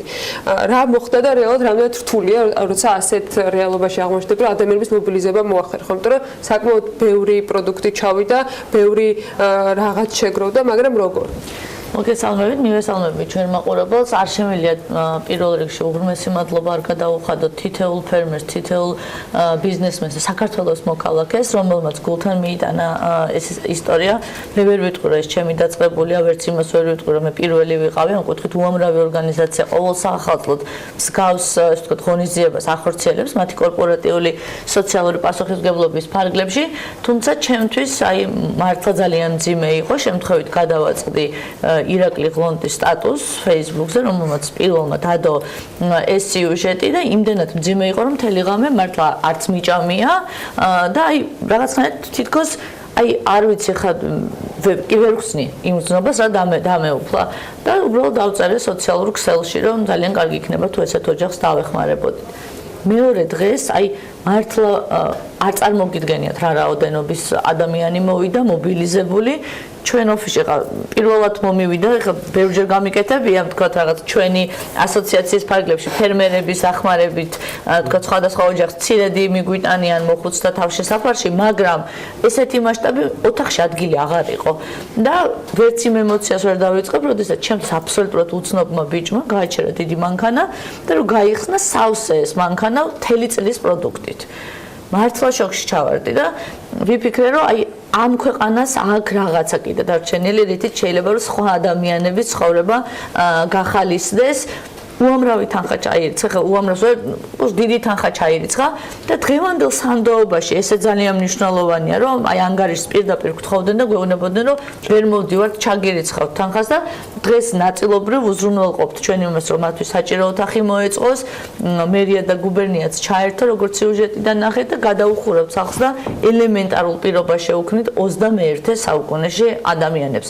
იმაზე აღარ საუბრობ, რამდენად პრობლემურია იქ განათლების თემა, ამ ბავშვებს როგორ ჭირდებათ განათლება, ეს არის მომავალი თაობა, რომელსაც აი ამ რეალობაში პერსპექტივა საერთოდ არ აქვს და მე ვფიქრობ, რომ ეს არის თითოეული ბიზნესის, თითოეული ასოციაციის სოციალური პასუხისმგებლობა, რაც შეგვიძლია რომ გავაკეთოთ. ხა ქალთა ნარატივში წამყვანია ნინჩოც და ნინჩო ჯიბლაძე და ისინი ძალიან ხშირად აკეთებს მსგავს ღონისძიებებს, თუმცა ყველას ვერ გაწოდები და ესეთი ადამიანები არიან ძალიან ბევრი. ჩვენ და სამწუხაროდ ქვეყანაში და ჩვენ შიგნით მივიღეთ გადაწყვეტილება, იმიტომ რომ ფერმერების მზაობაც არის, რომ 9 რეგიონში ესე შევარჩევთ ხოლმე ყოველ წელს თითო, ასე ვთქვათ, გაჭირვებულ ოჯახს, მრავალშვილიანს და სადაც შეიძლება რომ ვთქვათ, ჩვენი რაღაცა დახმარებით სხვა კომპანიებსაც, რომლებიც ამას წლები არის აკეთებენ და ეს ჩვენ რეალობაში ხშირად ხდება, განსაკუთრებით საახალწლოდ, ჩვენც მივიღოთ ჩვენი წვლილი და მოქალაქეები, რომლებიც უბრალოდ მადლობას იხდიდნენ იმის გამო, რომ მიეცათ საშუალება, რომ მათაც რაღაც თავისი კეთილინება გამოხატონ. მე არც ის დამავიწყდება, ერთი მოხუცი ქალი შემობძანდა და ჰიგიენური ერთი საშუალება დატოვა და თქვა, რომ მე ამის მეტი არაფერი არ მაქვს, მაგრამ ჩემზე უფრო გაჭირვებული არის ადამიანები. ანუ ეს რაც ჩვენ შეგვიძლია გავაკეთოთ, მე ვფიქრობ, რომ ვალდებულებიც ვართ და უნდა გავაკეთოთ. ხა ალბათ გაჩნდებოდა შეკითხვა, რატო არავინ არ მოვიწვია ფერმერი ეს იმდენად ემოციურია, რომ ორი დღე არის კიდე ამაზე უარესი იმჭრის და ცრემლებს ვერ ვიკავებ, როდესაც აი ამ ბავშვების სითბოს და ასე ვთქვათ, ბედნიერ სახეებს ხედავდით და ვფიქრობ, რომ სწორედ აი ამიტომ გადავწყვიტე, რომ ხო ამ ფორმატში გამეზიარებინა თქვენ თვითონ იმდენად ემოციური იქნებოდა, ეხლაც ვერ ვიკავებ ცრემლებს. ამიტომ ვფიქრობ, რომ ძალიან კარგი იქნება თუ ყველა და თითოეული ჩვენთაგანი შეძლებს რა ესე გაუხალისოს ადამიანებს ცხოვრება. და მიბაძავს საქართველოს ფერმერთა ასოციაციას, მიბაძავს ყველა იმ ემოციას ონტირილის გარეშე, ნინოსთვის ეს ცრემლის შესაძლებელია, ენთუზიაზმით, ღიმილით ვაკეთოთ ის საქმე და შევუერთდეთ რეგიონების მიხედვით იმ ბენეფიციარებს, რომლებსაც საქართველოს ფერმერთა ასოციაცია და გიორგი აქვე დავანონსებ, რომ დეკემბრის შუა რიცხვებში ახლა გეგმავთ, რომ შიდა ქართლში წავიდეთ, გორშიც არის უკიდურესად გაჭირვებულ ოჯახს რა დალევს, მაგრამ ჩვენც ესე თითო ოჯახი ავიღოთ, თქვა ჩვენი პატრონაჟის ქვეშ და ესე გააკეთოს სხვადასხვა ორგანიზაციებმა, მე მგონია რომ გამოვალთ იმ სიდოქჭერიდან და იმ პრობლემიდან, რომელიც დღეს რეალურად ჩვენ ქვეყანაში დგას. მადლობა დიდი ნინო ზამბახიძე, საქართველოს ფერმერთა ასოციაცია ამ ამპლუაში იყო თანაწამყვანი, სწორედ ამიტომაც შეირჩა ესეთი ფორმატი. ახლა დაელოდეთ უკვე თავისუფალი საინფორმაციო სამსახურს და სიახლეებს, ისინი გახსნიან, შემდგომ უკვე იქნება ქალების ნარატივი. მას დღეს ირმა დაუშვილი გაუძღვება, ასოციაცია ქალები მომავლისთვის აგრძელებს ძალიან საინტერესო საუბრებს ქალების ნარატივის ფარგლებში და შემდგომ უკვე ბექაბაციკაძე საქმის კურსში ჩაგაყენებთ ბიზნესში მიმდინარე ამბების. ჩვენ ხვალამდე გემშვიდობებით. დილით დილას კვლავ დავიწყებთ საქმიანად.